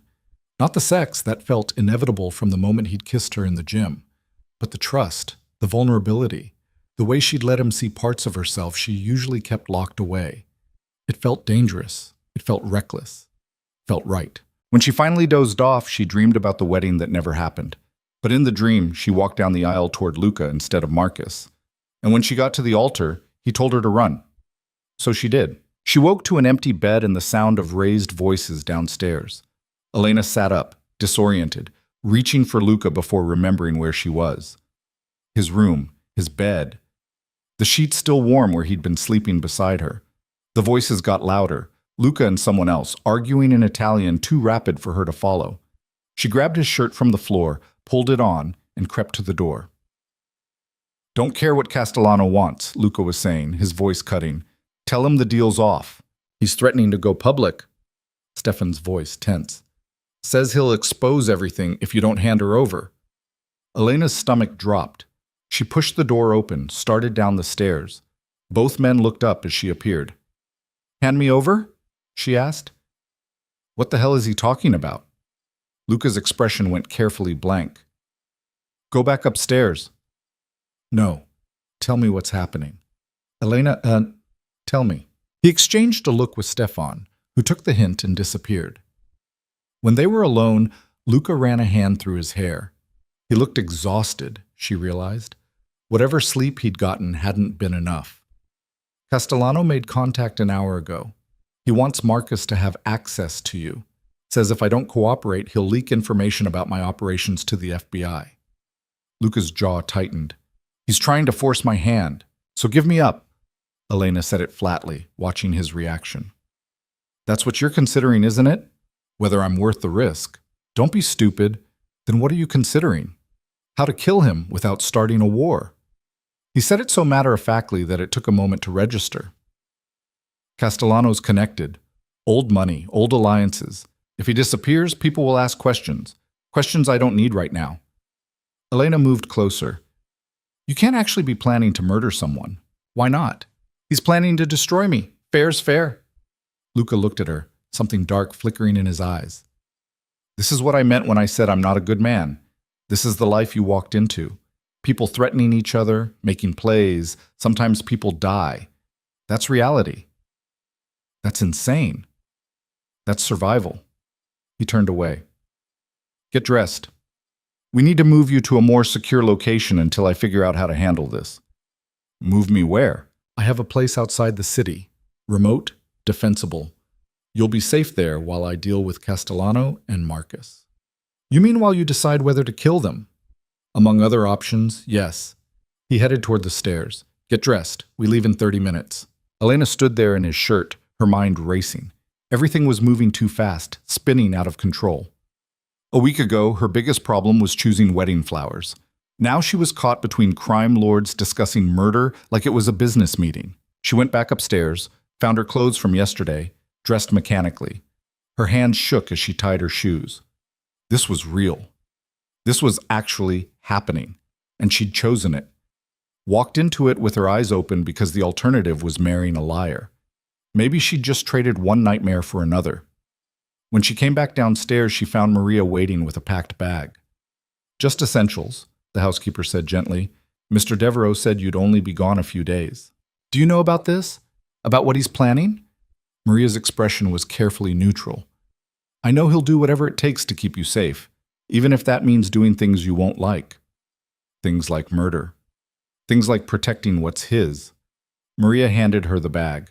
"He cares about you, more than is wise, probably, but caring doesn't change what needs to be done." Before Elena could respond, Luca appeared. He'd changed into tactical gear. Black pants, boots, a jacket that probably concealed weapons. He looked like what he was, a man preparing for war. "Car's ready, let's go." They drove for 2 hours, leaving the city behind for rolling countryside and eventually dense forest. The road got narrower, less maintained until they finally turned onto a private drive that led to a cabin that was less cabin and more fortress. Stone walls, reinforced door, security cameras everywhere. "Home sweet home," Luca said, killing the engine. Inside was surprisingly comfortable. Furniture that looked lived in, a kitchen stocked with supplies, windows that offered views of the surrounding woods while remaining bulletproof. Elena set her bag down, looking around. "You've used this place before." "A few times, when things got complicated." He moved through the space checking systems, making sure everything was secure. "There's a bedroom upstairs, bathrooms through there. You've got food, water, entertainment, everything you need to wait this out." "Wait while you do what, exactly?" "While I solve the problem." He finally stopped moving, turned to face her. "Castellano's made his move, now I make mine. Could be negotiations, could be something else. Depends on how reasonable he's feeling. And if he's not reasonable, Then I stopped being reasonable too. Luca moved closer, his expression softening slightly. I know you don't like this. I know you want to believe there's some clean way out where nobody gets hurt, but that's not how this works. Sometimes the only way through is dirty. Elena thought about Marcus standing at the gate, smiling like he owned the world, about Castellano funding a year-long con to destroy her family, about her father hiding millions in a secret trust while playing the devoted family man. Nobody in this had clean hands, not even her. What do you need from me? She asked. Stay here, stay safe. Let me handle this. He cupped her face, thumb brushing her cheek. When it's over, we'll figure out what comes next. But right now I need to know you're protected. And you, who protects you? I've been protecting myself for a long time. He kissed her, brief and intense. I'll be back in 2 days. 3 at most. Don't open the door for anyone but me. Luca, I mean it, Elena. Anyone shows up, you lock yourself in the panic room downstairs and you wait. Don't try to be a hero. I'm not the one trying to be a hero. She grabbed his jacket. Come back. Whatever you're planning, whatever you're going to do, just come back. I will. He kissed her again, then pulled away. I promise. She watched him drive away until the car disappeared into the trees. Then she was alone in a cabin in the middle of nowhere with nothing to do but wait and worry and wonder if she'd just watched him leave for the last time. The first day passed slow and tense. Elena explored the cabin, found the panic room Luca mentioned, a reinforced space in the basement with enough supplies to last weeks. She tested the locks, checked the security feeds, tried to convince herself this was just precaution, not preparation for something terrible. By nightfall, she was climbing the walls. No phone, no internet, no way to know what was happening beyond these walls. She made dinner from the supplies in the kitchen, ate without tasting, tried to read a book and gave up after reading the same page 5 times. She ended up in Luca's bedroom, the only room with personal touches. Photos on the dresser, books on the nightstand, clothes in the closet that smelled like him. She lay on his bed fully dressed, staring at the ceiling, trying not to imagine all the ways this could go wrong. The second day was worse. Elena woke with a headache, made coffee that tasted like regret, paced the cabin like a caged animal. She kept checking the security feeds, watching the empty driveway, jumping at every sound from the woods. Around noon, she found herself in the office, tucked behind the kitchen. A desk, a locked filing cabinet, a safe built into the wall. She shouldn't look. She knew she shouldn't. But curiosity and boredom and fear made a dangerous combination. The filing cabinet was locked, but the key was taped under the desk. Amateur move for someone usually so careful. Elena opened it, found folders organized by year. She pulled out the most recent one. Inside were documents about her father's company, property records, financial statements, photographs of buildings and people she didn't recognize. And underneath everything, a folder labeled simply Voss Trust. Elena's hands trembled as she opened it. Bank statements going back 15 years. Wire transfers from her father's company to an account in the Cayman Islands. Regular deposits, always on the first of the month, totaling close to $15 million over time. And clipped to the most recent statement, a handwritten note in Luca's writing. 3 million mine. Rest stolen from Castellano. Verify. Elena stared at the note. Read it again, 3 times. The implications slowly sinking in. Her father hadn't just stolen from Luca. He'd stolen from Castellano too. Maybe others. Built that secret trust from money that wasn't his, buried it so deep nobody could trace it. And then what? Planned to disappear if things went bad? Leave his family behind while he lived on stolen money? No, she whispered. He wouldn't. But even as she said it, she knew it was possible. Her father was brilliant and ruthless and had always put business first. If stealing was what it took to survive, to win, he'd do it. She'd been naive to think otherwise. She kept digging through the files, found more documents, more evidence of her father's dealings, real estate scams, bribes, contracts that violated about a dozen laws. Everything carefully hidden, carefully documented. Luca had been investigating for years. And then she found the marriage license. Her wedding license, dated 2 weeks before the ceremony. Marcus's signature at the bottom, right next to hers. Except she'd never signed it. Never even seen it before this moment. She looked closer. The signature was perfect. her handwriting, her flourish at the end. But she hadn't written it, which meant someone had forged it. Filed paperwork declaring them married before the wedding ever happened. Why would... She stopped, stared at the date. 2 weeks before the wedding, right around when Marcus had started talking about adding her to his accounts, to his insurance, making her beneficiary on various investments. He'd been setting up a paper trail, making it look like they were already married legally so that when the trust became accessible, when whatever was hidden there came to light, he'd have claim to half of it. Maybe all of it, if she died under mysterious circumstances. Elena felt sick. She had been that close to walking into a trap that would have ended with her death and Marcus living rich on stolen money. The sound of tires on gravel made her freeze. She shoved the files back into the cabinet, locked it, replaced the key, and ran to the security monitors. A black SUV was pulling up to the cabin. For a second, her heart leaped, Luca coming back early. Then the door opened and Marcus got out. Elena's blood turned to ice. She watched him approach the cabin, alone, but moving with the confidence of someone who knew exactly what they were doing. He knocked on the door. "Elena? I know you're in there. I just want to talk." She didn't move, didn't breathe. "Come on, this is ridiculous. How long are you going to hide from your own life?" He knocked again, harder. "Your father's worried. Your mother's worried. Everyone wants you to come home. Lies. All lies." But his voice was so familiar, so earnest. For a second, she almost believed him.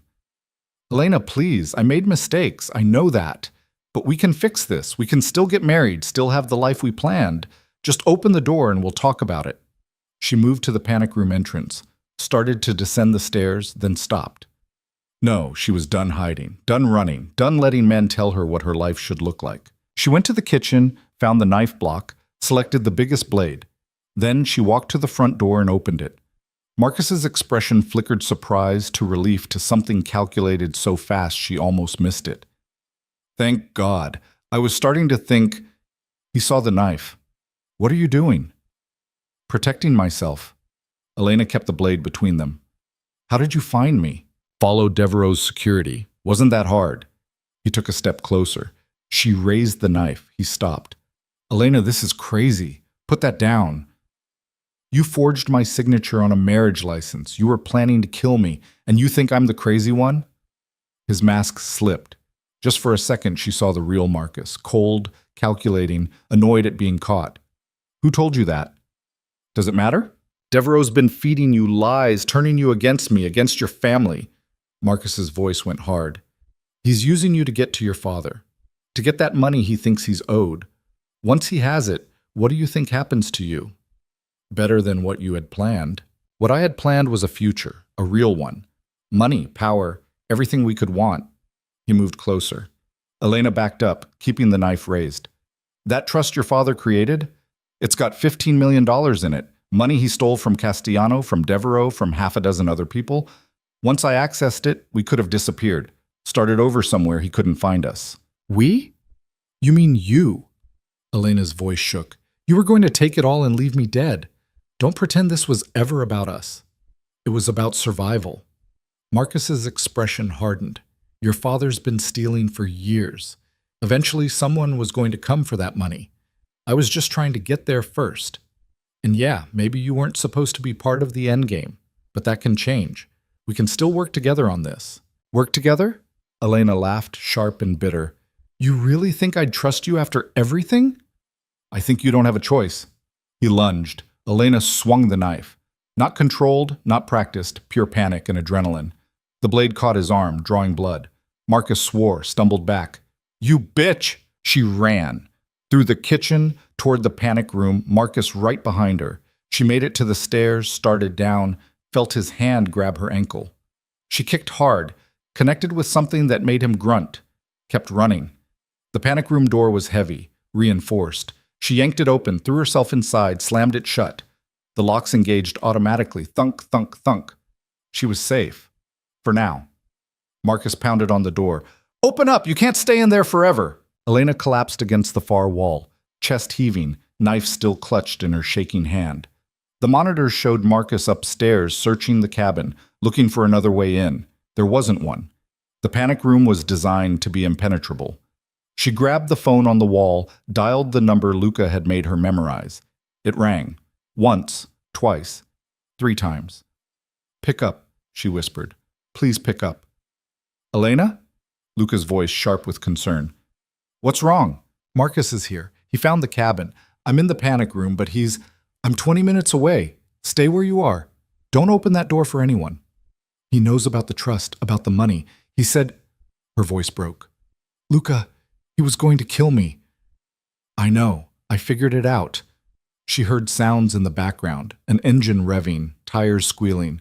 "Just hold on. I'm coming." The line went dead. Elena stared at the phone, then at the monitors. Marcus had stopped searching, was standing in the middle of the living room talking on his own phone, looking angry, looking desperate, looking like a man who knew his time was running out. Elena watched him pace, watched him argue with whoever was on the other end. Then he hung up, pulled out a gun, and started shooting at the panic room door. The bullets didn't penetrate. The door was rated for this, but the sound was deafening, each impact making Elena flinch. He was losing it, she realized. Whatever plan he'd had was falling apart, and he was desperate enough to try brute force. The shooting stopped. Elena checked the monitors. Marcus was gone. No, not gone. Moving through the cabin, setting something up. It took her a moment to understand what she was seeing. Gas cans. He'd brought gas cans. He was going to burn the cabin down with her trapped inside. "No," Elena whispered. "No, no, no."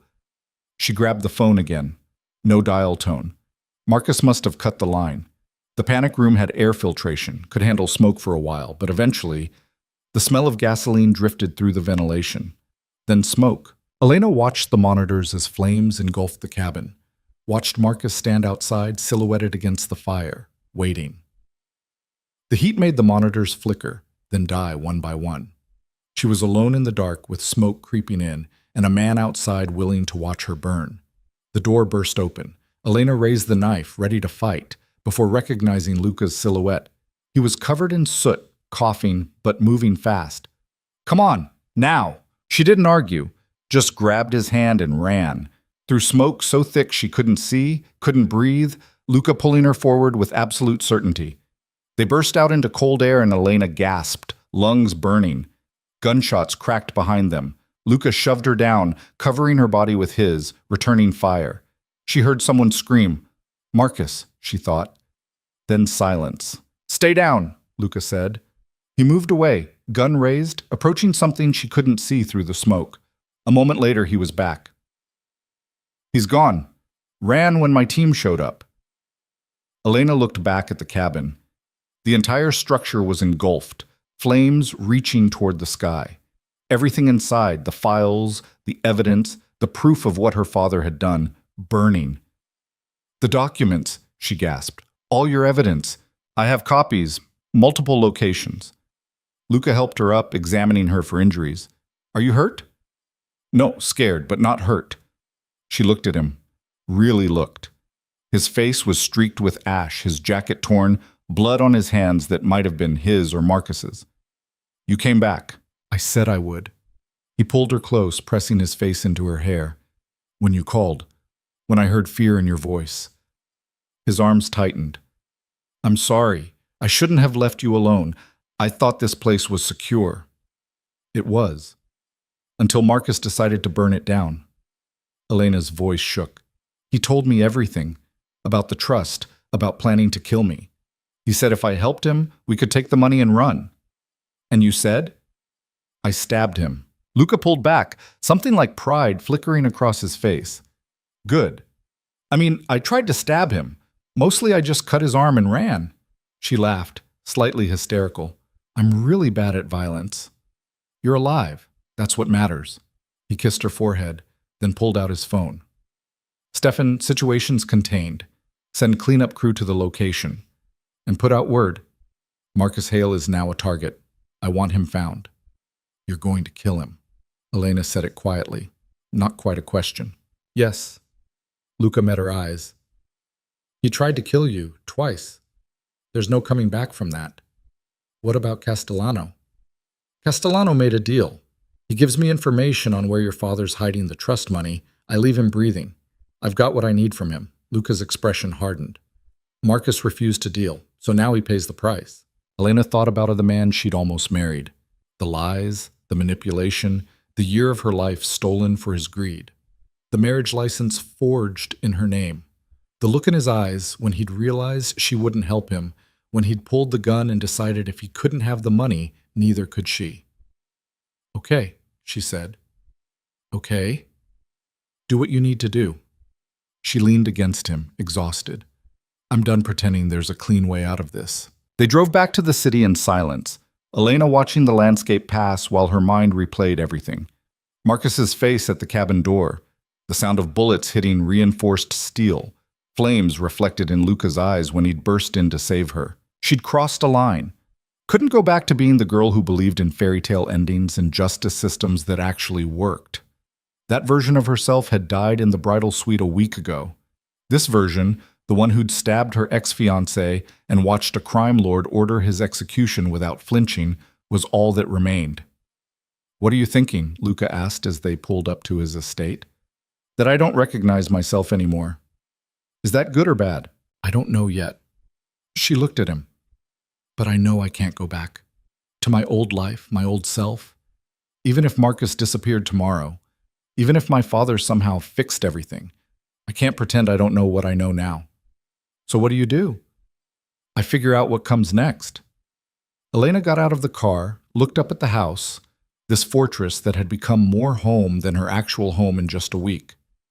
"And I do it on my own terms." Luca came around to her side. "What does that mean?" "It means I want the truth. All of it. Every file you have on my father, every piece of evidence, everything you've been investigating for 15 years. Her voice was steady now, decided. "I want to know exactly who he is and what he's done. And then I want to help you make sure he faces consequences." "Elena, I'm serious. No more protecting me from reality. No more keeping me in the dark for my own good. If I'm going to burn my life down, I'm doing it with my eyes open." Luca studied her for a long moment. Then he nodded. "All right, but you should know. What you find might destroy any relationship you have left with your father." "I know."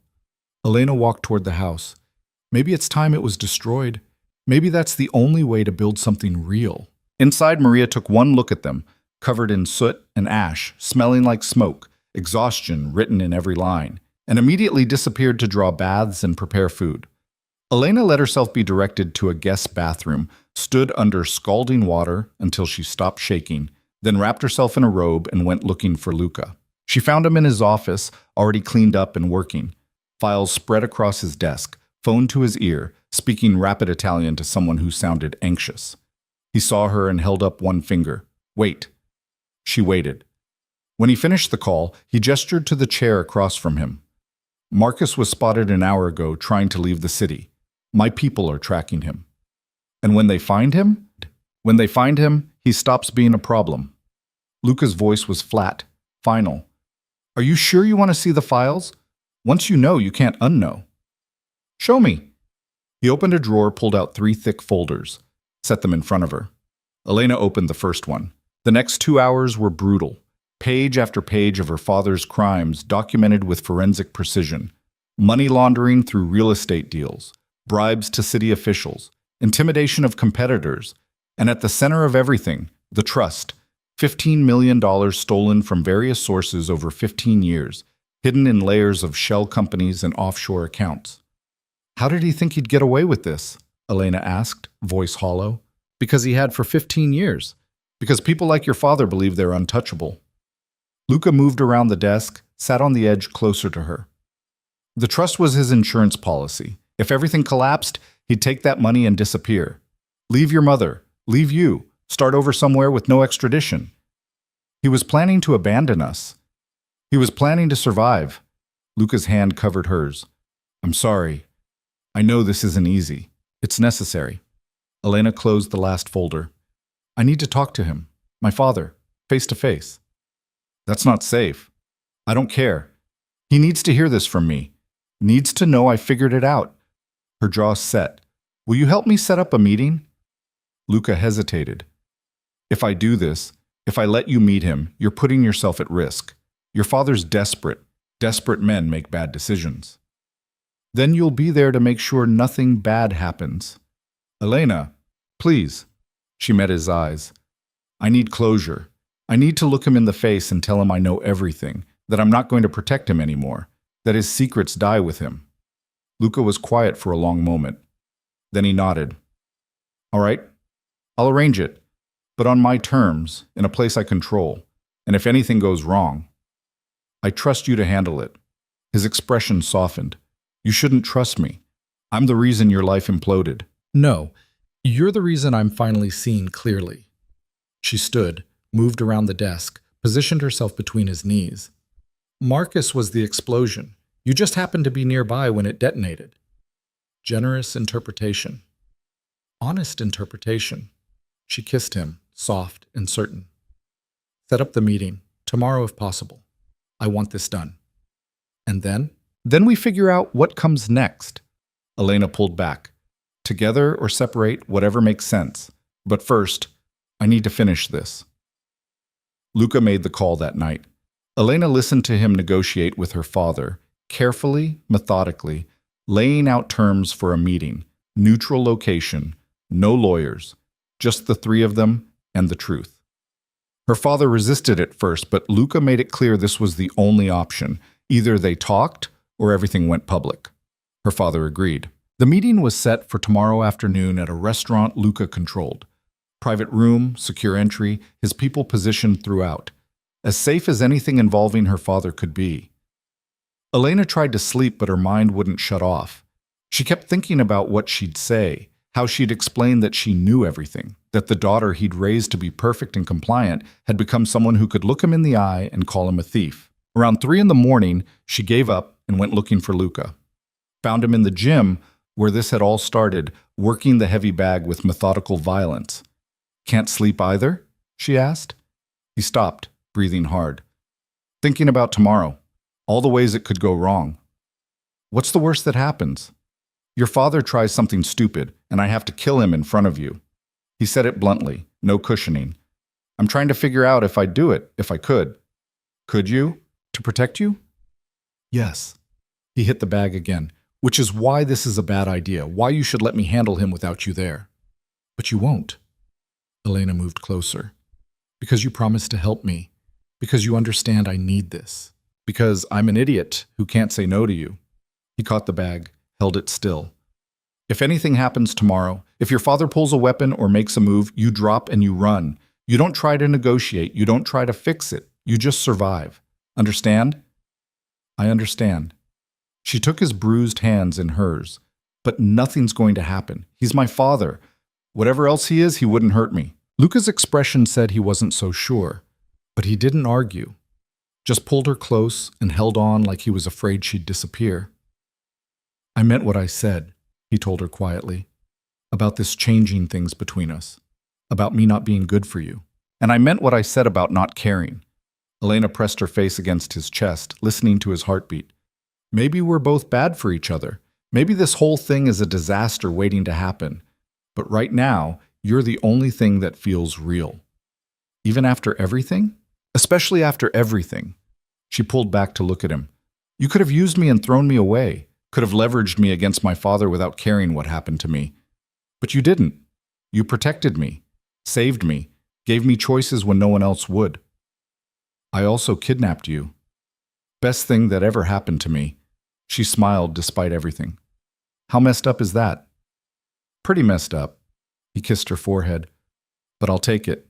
They stayed like that for a while, holding each other in the dim gym while dawn crept closer, and the meeting loomed. Elena tried not to think about seeing her father again, about the confrontation waiting, tried to just exist in this moment where she felt safe and seen and less alone than she'd been in years. Tomorrow would be brutal. Tomorrow would change everything. But tonight she had this. And for now, that was enough. The restaurant was the kind of place where powerful people met to discuss things they didn't want recorded. Private dining room at the back, soundproofed walls, no windows. Luca's security had swept it twice before they arrived. Elena watched them work through the feeds on Luca's phone, efficient, thorough, leaving nothing to chance. He's here, Stefan said from the doorway. Came alone like you asked. Elena's stomach twisted. She'd been preparing for this moment since last night, rehearsing what she'd say. But now that it was here, she felt like that girl in the bridal suite again, uncertain, afraid, wanting someone else to make the hard choice. You don't have to do this, Luca said quietly. We can still walk away. No, we can't. Elena stood, smoothing down her dress. Black, simple, armor disguised as elegance. Let's get this over with. They walked through the restaurant, past tables where other people were having normal meals, normal conversations, normal lives. Elena envied them. Then they reached the private room and all envy evaporated, replaced by the cold certainty of what she was about to do. Her father stood when she entered. He looked older than she remembered, more gray in his hair, deeper lines around his eyes. Worry or guilt, she couldn't tell which. Elena. His voice cracked on her name. Thank God you're safe. Your mother's been… Don't. The word came out sharper than she intended. Don't pretend this is a reunion. Don't act like you're the concerned parent. We both know why we're here. Her father's expression shifted, became guarded. His gaze moved to Luca standing behind her. Devereaux. I should have known you'd be involved in this. Sit down, Voss. Luca pulled out a chair for Elena, then took his own position against the wall. Close enough to intervene, far enough to let this play out. Your daughter has some questions. You're going to answer them. I don't take orders from criminals. No, you just steal from them. Elena sat, folded her hands on the table. The trust, Dad. Let's start there. Her father's face went carefully blank. I don't know what you're talking about. Yes, you do. $15 million hidden in offshore accounts. Money you stole from Luca, from Castellano, from who knows how many others over the years. Elena's voice stayed steady even though her hands were shaking. Money you were planning to use to disappear if everything collapsed. Leave Mom and me behind while you started over somewhere safe. That's not… Where did you hear this? Does it matter? Elena pulled out a folder, set it on the table. It's all here, bank statements, wire transfers, property records, everything you've been hiding for 15 years. Her father stared at the folder like it might bite him. Elena, you don't understand. Business is complicated. Sometimes you have to make difficult choices. Difficult choices? You stole millions. You built an empire on other people's money and called it success. She opened the folder, pulled out specific pages. Here's the wire transfer from Luca's account.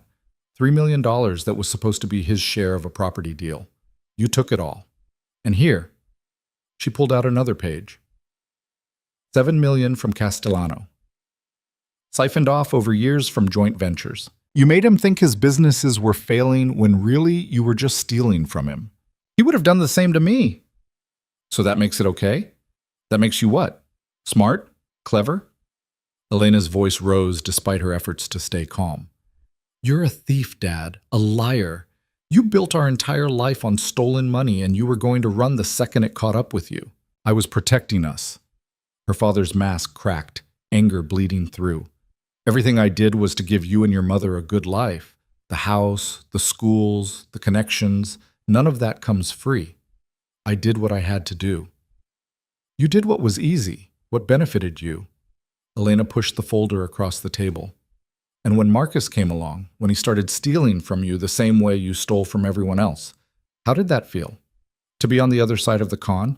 Her father's expression went dark. Marcus is a snake. Always was. I should have seen it earlier. You approved of him for a year, brought him into business meetings, made him part of the family. Elena's voice dropped. Did you know he forged my signature on a marriage license? That he was planning to access the trust and then kill me? Did you know any of that? What? No. Elena, I would never… But you knew he was stealing. You just didn't care because you thought you could control him. Use him the same way you use everyone. She stood, unable to sit still anymore. I was going to marry him. I almost married him. And the whole time, both of you were playing games with my life like I was a piece on a board instead of a person. I didn't know about the marriage license. Her father looked genuinely shaken now. I swear if I'd known he was planning to hurt you, what would you have done? Stopped him? Protected me? Elena laughed bitterly. You can't even protect yourself. Castellano's been planning revenge for a decade.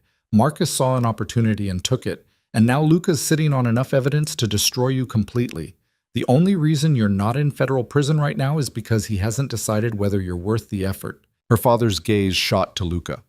What do you want? Money? I can get you the $3 million back. More, if that's what it takes. I don't want your money. Luca's voice was ice. I want you to understand that your daughter almost died because of choices you made 15 years ago. Because you couldn't resist stealing from people who don't forget and don't forgive. Marcus was Castellano's weapon. If Elena hadn't run when she did, she would be dead, Elena finished. And you'd be standing at my funeral wondering how it went wrong while sitting on $15 million in stolen money. That's who you are. That's what you chose to be. Her father looked old suddenly, defeated. What do you want from me, Elena? An apology? You want me to say I'm sorry for giving you a good life? I want you to admit what you did. To me, to Mom, to everyone you stole from. Her voice cracked. I want you to stop pretending you're a good man who made hard choices and admit you're just another criminal who got away with it for a while. Silence filled the room. Her father stared at the table, at the evidence of his crimes spread out like accusations. When he finally spoke, his voice was quiet. I can't give you that. Can't or won't? Both. He looked up, and Elena saw something in his eyes she'd never seen before. Not guilt, not shame, resignation. You think I don't know what I am? I've known for years, but admitting it changes nothing. The money's spent, the damage is done. All that's left is survival. So you'd rather keep lying? I'd rather keep breathing. He pushed the folder back toward her. If you want to turn me in, go ahead. Give all this to the FBI. Watch me get arrested, but understand what that means for you and your mother. The house gets seized, the account's frozen, everything we built disappears. You'll spend the rest of your life known as the daughter of a criminal. I already am. Elena said it quietly. Certainly. I've been that since the moment Luca showed me the truth. The only difference is now I'm choosing not to pretend otherwise. Her father's expression hardened. Then you're a fool. This world doesn't reward honesty. It rewards strength, power, the ability to take what you want and keep it. I taught you better than this. No. You taught me how to perform, how to smile for cameras and play the perfect daughter while you stole from everyone around you. Elena picked up the folder. But Luca taught me something different. He taught me that sometimes the only way to survive is to stop pretending, to face the truth head on, even when it destroys everything. Devereaux's using you. Her father stood, anger replacing resignation. You think he's protecting you? He's using you to get to me, to get his money back. Once he has what he wants, where do you think you'll end up? That's my choice to make. Elena moved toward the door. Not yours. Not anymore. Elena, wait. She stopped, turned back. I'm not turning you in. Not yet. But I'm not protecting you anymore either. Whatever consequences come from this, you'll face them alone. The trust, the stolen money, all of it. That's your problem now. Mine is figuring out who I am without you. You're my daughter. No. Her voice was steady now, final. I'm someone who used to be your daughter. The girl who believed in you, who thought you were strong and brilliant and worth admiring, she died the day I learned the truth. What's left is someone who has to figure out how to live with what she knows. She walked out. Didn't look back. Didn't let herself feel the weight of what she'd just done until she was in Luca's car with the restaurant disappearing behind them. Then she shattered. The sobs came hard and choking, years of denial and hope and love for a man who'd never deserved any of it. Luca pulled over, wrapped his arms around her, let her cry against his chest until there was nothing left. No more tears, no more anger, just exhaustion and the hollow space where her family used to be. I'm sorry, he said quietly. Don't be. Elena pulled back, wiped her face. You were right. I needed to hear it from him. Needed to know he'd choose himself over me every time. She laughed, broken and raw. Stupid of me to hope for something different. It's not stupid to want your father to be better than he is. Luca cupped her face, thumb brushing away tears. It's human. But now you know. Now you can move forward without wondering. Move forward to what? That's up to you. Elena looked at him, this man who'd kidnapped her and saved her, and shown her truths she'd been avoiding her whole life. Who'd protected her when he could have used her? Who'd given her choices when he could have made demands? Luca, about what my father said, about you using me. He's not entirely wrong. Luca's voice was steady, unflinching. I did use you, initially. Saw you as leverage to get what I was owed. But somewhere along the way that changed. You changed it. And now... He stopped, something vulnerable flickering across his face.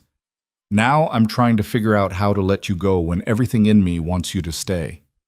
Elena's breath caught. Let me go? You're free, Elena. Marcus will be dead within the week.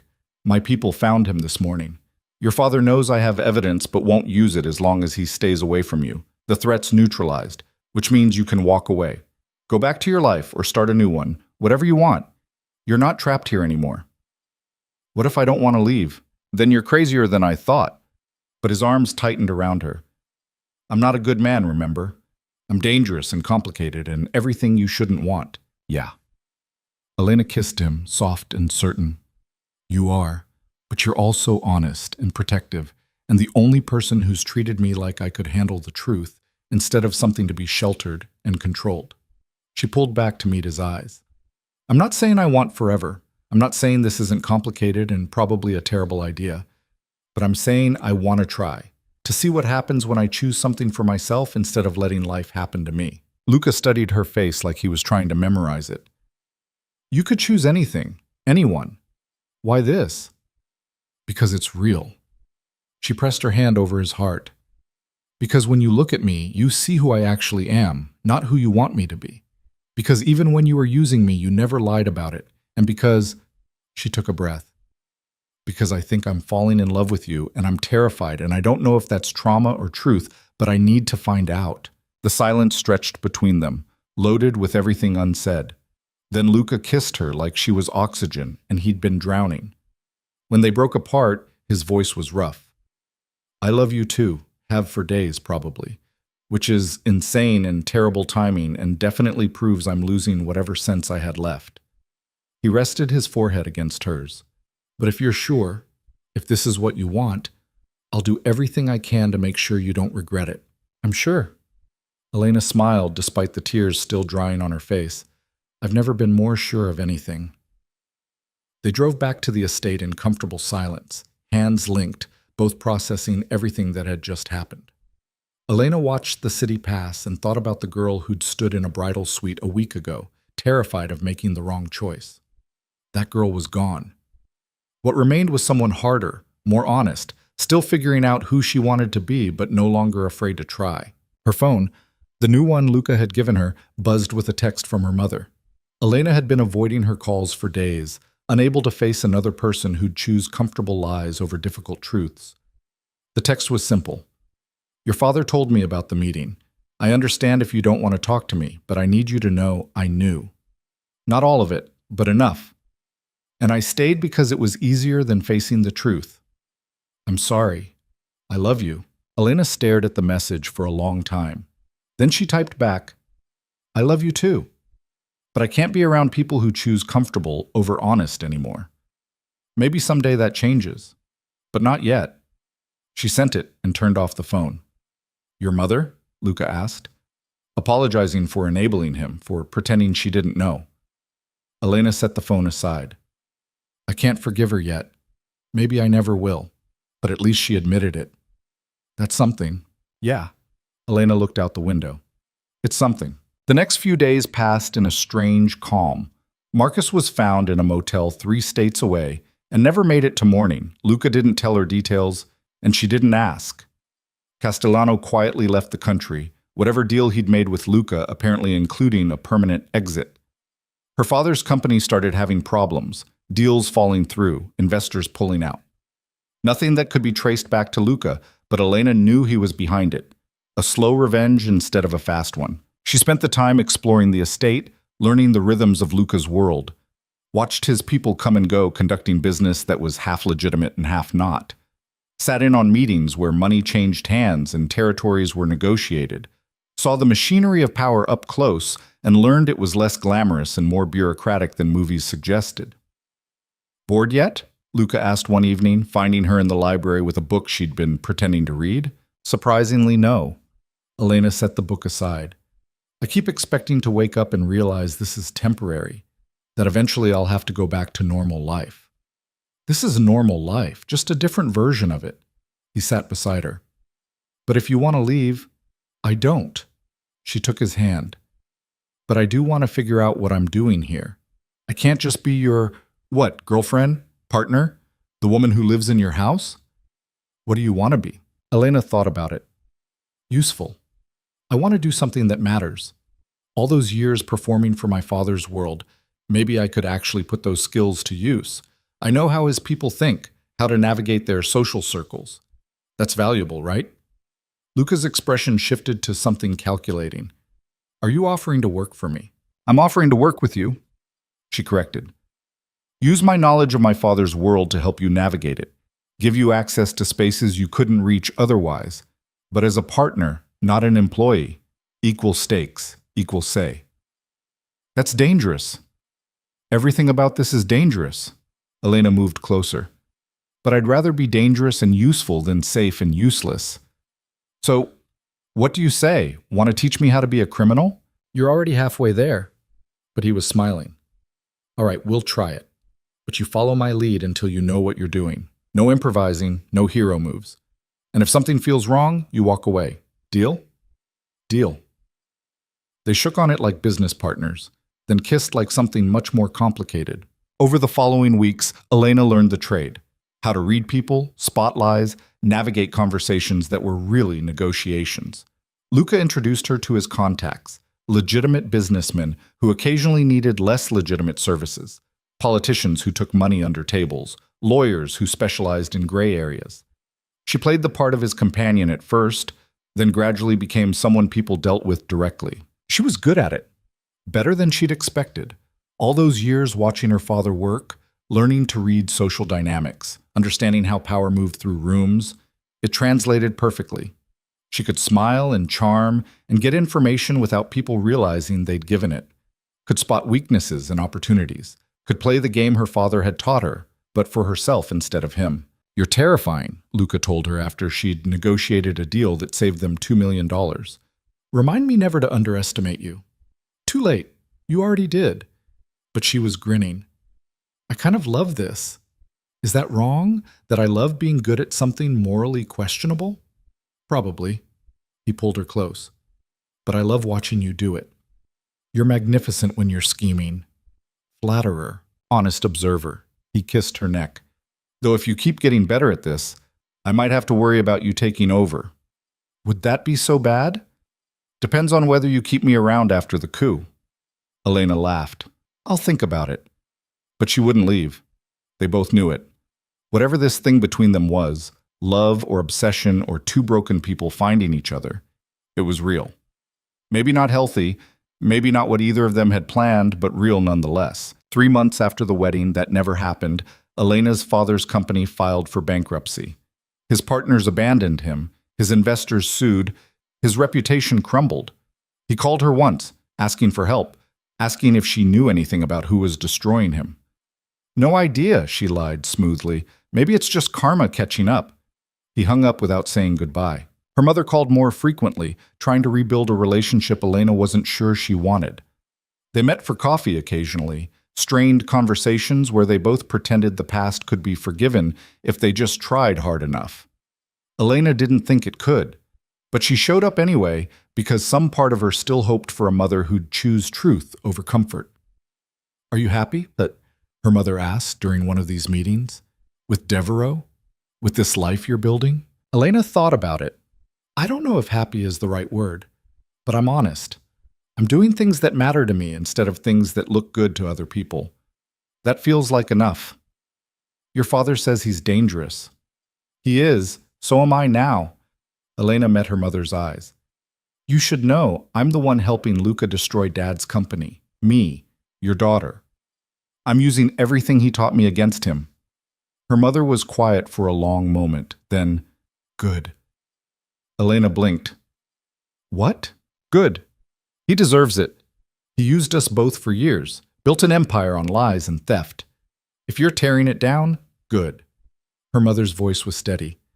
I just wish I'd been brave enough to do it myself. They didn't become close after that conversation. The damage was too deep, the trust too broken. But they had honesty, at least. And sometimes honesty was better than love. 6 months after everything started, Luca proposed. Not with a ring or flowers or anything traditional, just a quiet evening in his office, both of them exhausted from a long negotiation, when he said, "Marry me." Elena looked up from the contract she was reviewing. What? Marry me? Not because it makes sense or because it's what people do, but because I want to build something with you, something real and complicated and probably doomed, but ours. He moved around the desk. I know it's too soon. I know we're both disasters, but I also know I don't want anyone else. Just you. Elena's heart hammered. Marriage. The thing she'd been running toward 6 months ago with the wrong person. The thing that had almost gotten her killed. I need to think about it, she said. Take your time. She thought for 2 days, weighed the risks and rewards, the sanity and insanity of marrying a crime lord who'd kidnapped her, and then saved her, and then become the most honest relationship she'd ever had. Thought about